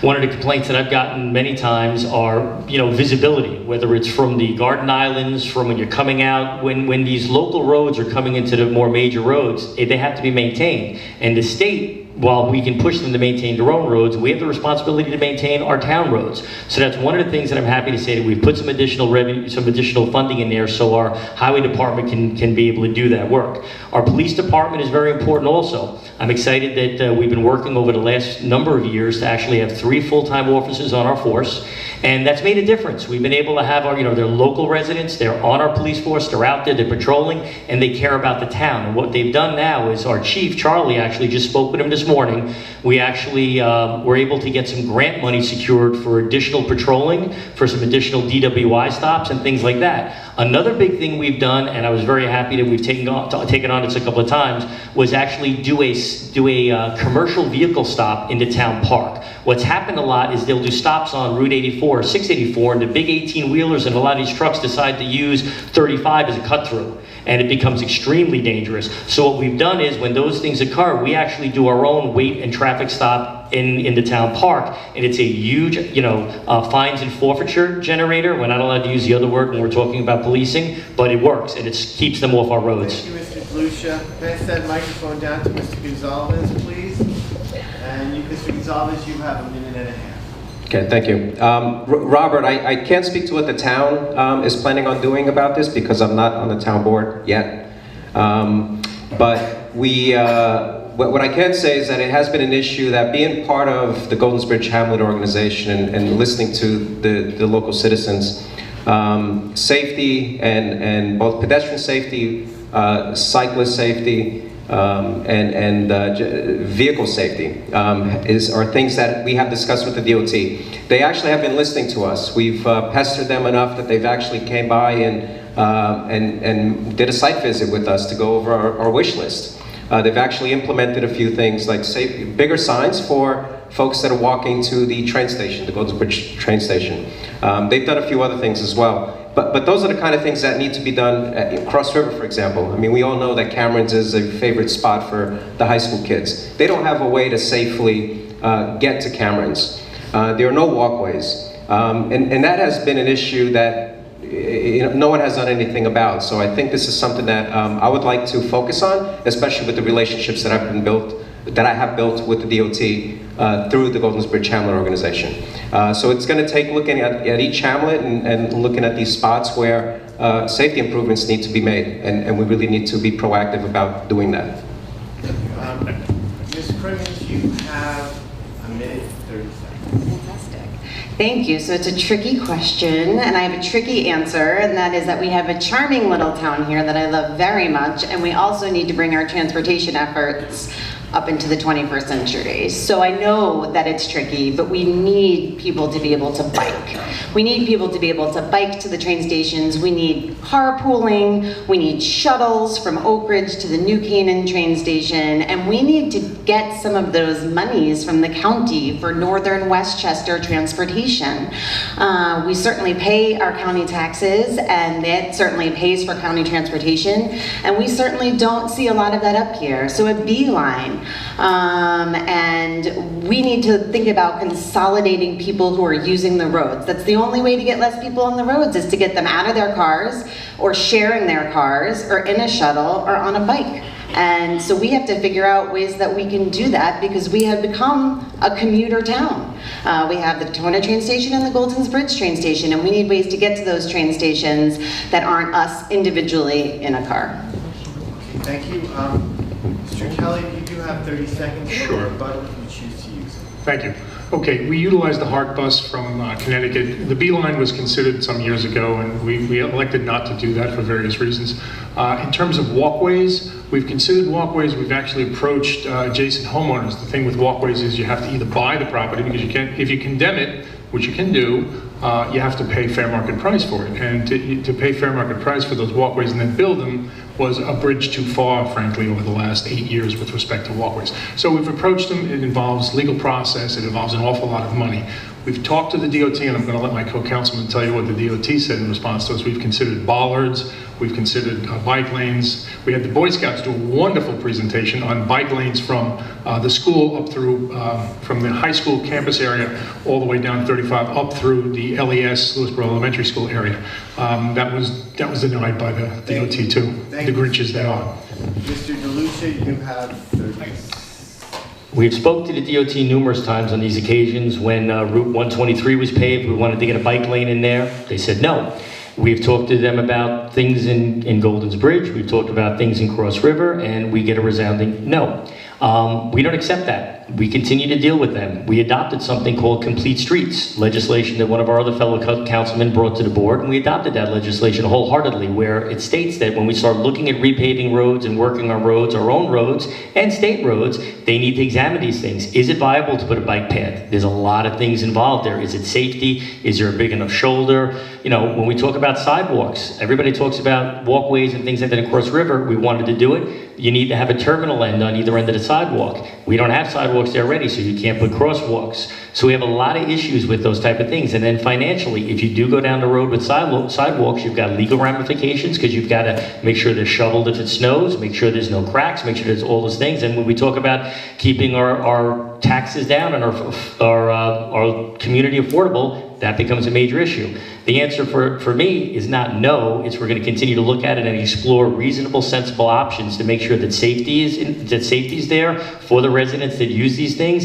and that we can get as much grant money and aid from the state to do that. One of the things I'm very proud of is we've worked with Senator Murphy's office, and the last 2 years we've got a big increase in our CHIPS money. For what people don't know, with CHIPS is additional money that the state gives towns for their roads. So we work for Mr. DeLucia. Mr. DeLucia, I'm sorry. DeLucia. Say a lot of the same thing. There we go.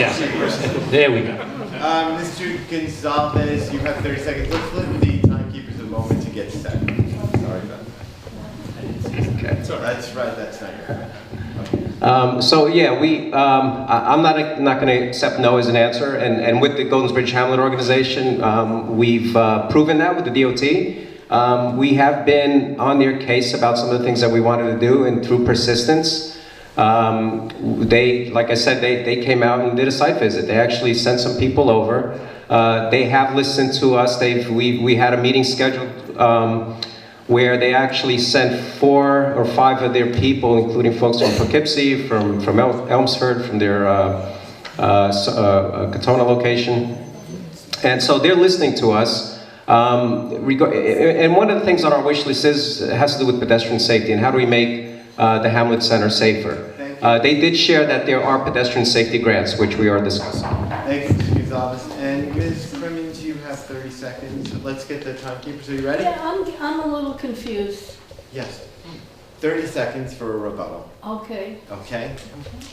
30 seconds? 30 seconds for a rebuttal. Are you ready? Yes, I have a rebuttal. I'm ready. Okay, so in addition to these things being too hard and they said no, they're very complex issues, so that's our job, is to work that out for what's best for the town. My rebuttal is that I went to a town board meeting in which our supervisor talked about passing legislation to allow for sidewalks. This didn't mean going through the entire process or figuring it all out or paying for any of it. It was simply talking about legislation to allow for crosswalks and sidewalks. And I very clearly remember Mr. DeLucia saying there's absolutely no reason for that.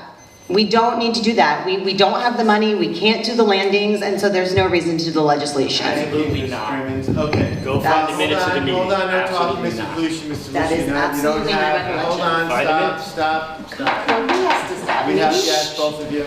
Okay, so we're going to run out of time, so the next question is going to have no rebuttal, so that makes it life easier. Okay, and I would like to limit the time to that answer to 1 minute, so that we have time for the closing statements also. Okay? So I go first again? We're going to lose the library, so. Who goes first? Last question, who goes first is Mr. DeLucia. There you go. Does anybody have a question? This gentleman, you asked a question earlier, so I'm going to get this gentleman right. Okay, Stand up, say your name and everything, please. Or I'm just say your Hans, name. and I live in Goldens Bridge. I'm going to go back to that rental housing development that's coming up. And I was there yesterday at the meeting. I heard a lot of concerns.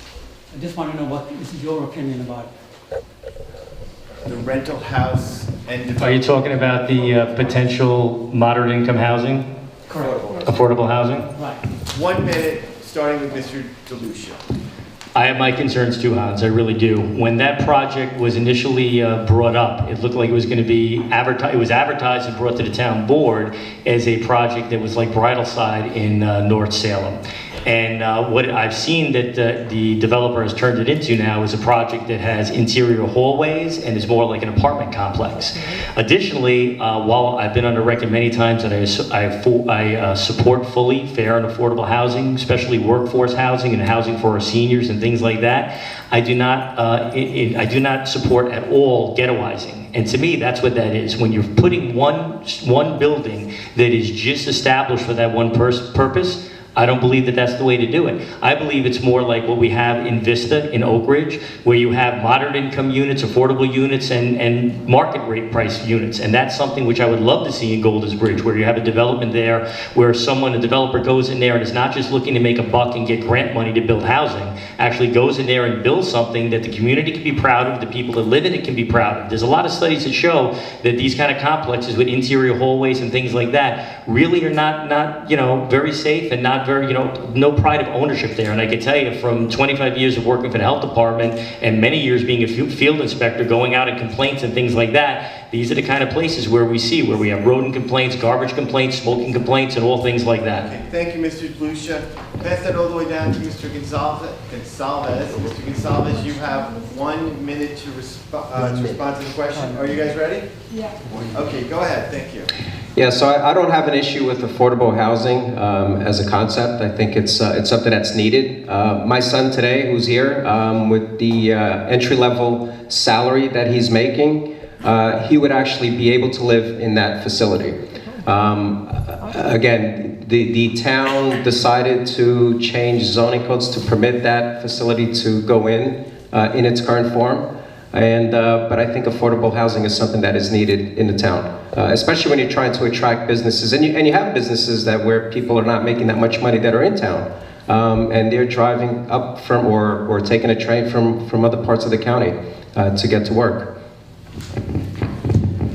Mr. Crimmins, you have 1 minute. Are you guys ready? Well, I'm just going to start talking, and then I'll get my minute.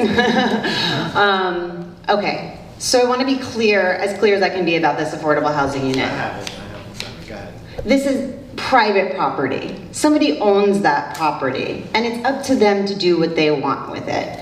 Now, the interior hallway changes that Mr. Lucia is talking about was actually something that Wilder-Walter did to accommodate the planning board. They didn't have that initially, but they went and the planning board said there was a reason why they wanted them to change it, and so they changed it. They've been really accommodating. And now I'm surprised to hear this, because I'm just surprised to hear about the change in opinion about the affordable housing unit, because the zoning for multifamily use was a 5-0 board decision. So I am feeling a little bit confused at this point as to why we chose that zone, why we changed that zoning code if it wasn't for that purpose, I guess. So I hope that answers your question. Thank you. Thank you. You have that was your minute. Mr. Kelly, thank you. I'm going to my list here. Mr. Kelly, you have 1 minute to address that question. Thanks. Okay, the question is about the Wilder-Walter property. People have a constitutional right to develop their private property in the way that they can see fit within the objective constraints of the zoning code. We have strived at all times to maintain home rule and change the zoning code to be as objective as humanly possible. Take all of the subjective analysis out of the zoning code. Why do you do that?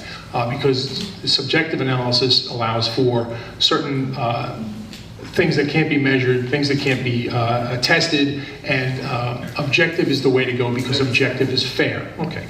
But the way the project has morphed now, and interior hallways, I don't agree with that. The way the project has morphed now, it's inappropriate and ill-conceived for the site in which it's placed. I don't think, and let me tell you the last thing though, the town board is the apex board of the community. However, the planning board has statutory obligations and rights to do things by themselves without interference from us. We're not allowed to interfere with the planning board. So when we can give you an opinion, but I can't give you a ruling. Okay, so now we're going to go to our closing statements. Closing statements are 2 minutes each. We're going to start with Mr. Gonsalves to do the opening statements, Ms. Crimmins, Mr. Kelly, and Mr. DeLucia. Okay? Closing. Closing statement. Closing statement, 2 minutes, everyone. Thank you very much, everyone. Once again, glad to be here tonight. With all my involvement in town, I think this is the next logical step for me. I'd like to continue doing what I have done, but instead of focusing on a hamlet, focusing on the town. I think we need to be proactive about issues that affect us and that impact us. We need to be able to have a board that is fully transparent.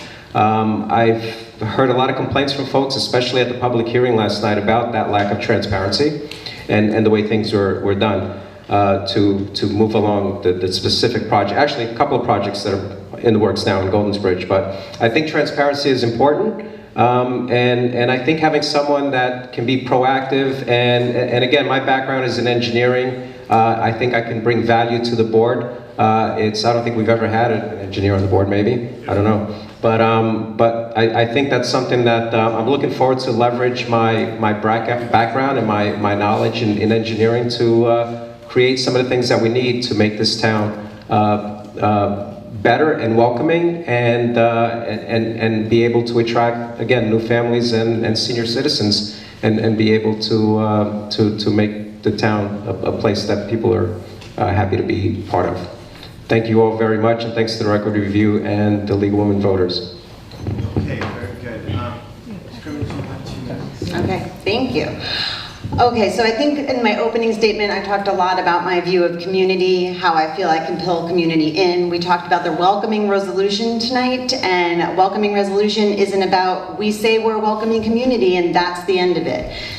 We say we're a welcoming community, and then we talk a lot about what that means, and we work to make it as true as possible. So we've heard a lot also from the experience up here about Boy Scouts and athletics. I think that's really well represented. I would like to say that I am a volunteer leader for my child's Girl Scout troop, and I'm very proud of that, and I look forward to bringing that. And I want to close with very specifically what I would do as your council member, because I opened with my idea of community. Very specifically, as your council member, I would like to preserve our environment and its resources. I feel proud of our wetland code and that it is stricter than the New York State demands.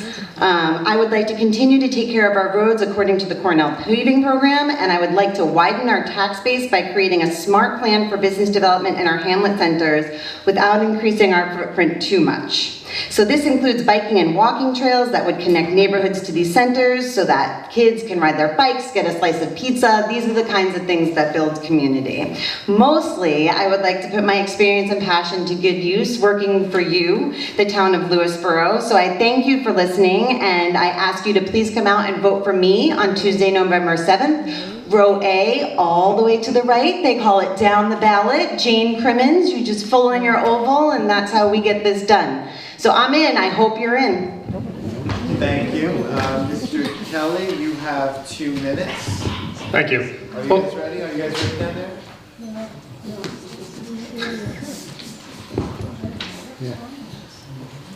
I can do the timing here. Okay, go ahead, Mr. Kelly. Thanks. It's very nice to hear my opponents are going to try and continue everything we've already started. It's very heartening to hear. I would tell you, though, it's a new day in Lewisboro. We have turned the corner financially. I told you a little bit about it in the opening, but we've started to get enhanced mortgage tax receipts. We are now on a good financial footing. We're replenishing the town tax reserve, which is all kind of wonky stuff, I guess, right, to people. The town tax reserve is a huge, huge thing because we can enhance our credit. That means we can borrow. We have a better bond rating. We can geometrically increase the things that we're going to do. We're funding that balance, and we funded that balance into 2018 in a large measure. So what are we going to do? The plan on the town board is to enhance the livability. We've been taking measures to enhance livability here, to increase town property values, to increase housing values, and we're actively pursuing revenue. We have a good Parks and Rec program that we're trying to build to be a better Parks and Rec program. We talked a lot about community in the various panels before ours. The community, a lot of times in Lewisboro, does it on its own. It doesn't have to be top-down directed. So we have programs for kids 2 and 3 years old, preschoolers. We have programs for the seniors. We also have a lot of programs that are done ad hoc. One of the basketball programs that's run in the town park is a bunch of guys in the middle age that just turn out and want to play with a bunch of other guys that are middle age. And I think it's wonderful. I think it's absolutely wonderful. So we don't have to play against high school kids. But I would like to see this community become the place. We're already the safest town in America. I would like to see it a place that people aspire to live at. Places like Greenwich, people aspire to live there. I want people to aspire to live in Lewisboro. Okay, thank you. Mr. Lucia, you have 2 minutes also. I have the timing here. Go ahead. In closing, I'd like to once again thank the League, the Library, and the Record Review for organizing and hosting tonight's event. I feel blessed that my family and I can call Lewisboro our home, and I've said it before, but it's important for me to repeat. I truly feel it's been an honor and a privilege to serve as your councilman and deputy supervisor. As a public official, it is my responsibility to represent you and represent you with respect. It doesn't matter what party you're affiliated with, how or where we've met. If you ask me a question on the ball field, at the Cross River Shopping Center, Nico's Deli, Golden's Bridge, Dunkin' Donuts, doesn't matter. If you email me, speak to me at a board meeting, or just give me a call, my cell phone's out there and available all the time. It's my responsibility to listen to your concerns and try to come up with a resolution. I've served as your deputy supervisor for the past 8 years. First appointed by a conservative supervisor, but then reappointed by our current Democrat supervisor for his entire administration. I think that speaks a lot. I believe it clearly demonstrates both my competency and that I can reach across the aisle for the benefit of the entire town. I'd like to take the opportunity tonight to thank my wife, Kim, who's in the audience, and my children for putting up with me, for their unwavering support that's all involved with me being an elected official. And I'd like to also thank you, my Lewisboro family. Truthfully, for all the thank you Pete's, thank you councilmen throughout these past 12 years. You need to know how much I appreciate that. I appreciate your support, and it's truly, truly a privilege and how I enjoy serving this community. If current national politics consume so much of our news today, taught me anything, it's how important it is for us to continue to work together as a community. This collaborative effort is what brought Lewisboro through an unprecedented financial crisis and will assure that we continue to progress and maintain our status as one of the greatest places to live in our country. I believe my record demonstrates a clear and unwavering dedication to our town's past, present, and our future. I'm not going to be like the woman running against me. Please all come out and vote. Whether I've earned your vote or she's earned your vote, I'm not telling you to vote for me. Please vote. It's your patriotic duty. Thank you. Thank you.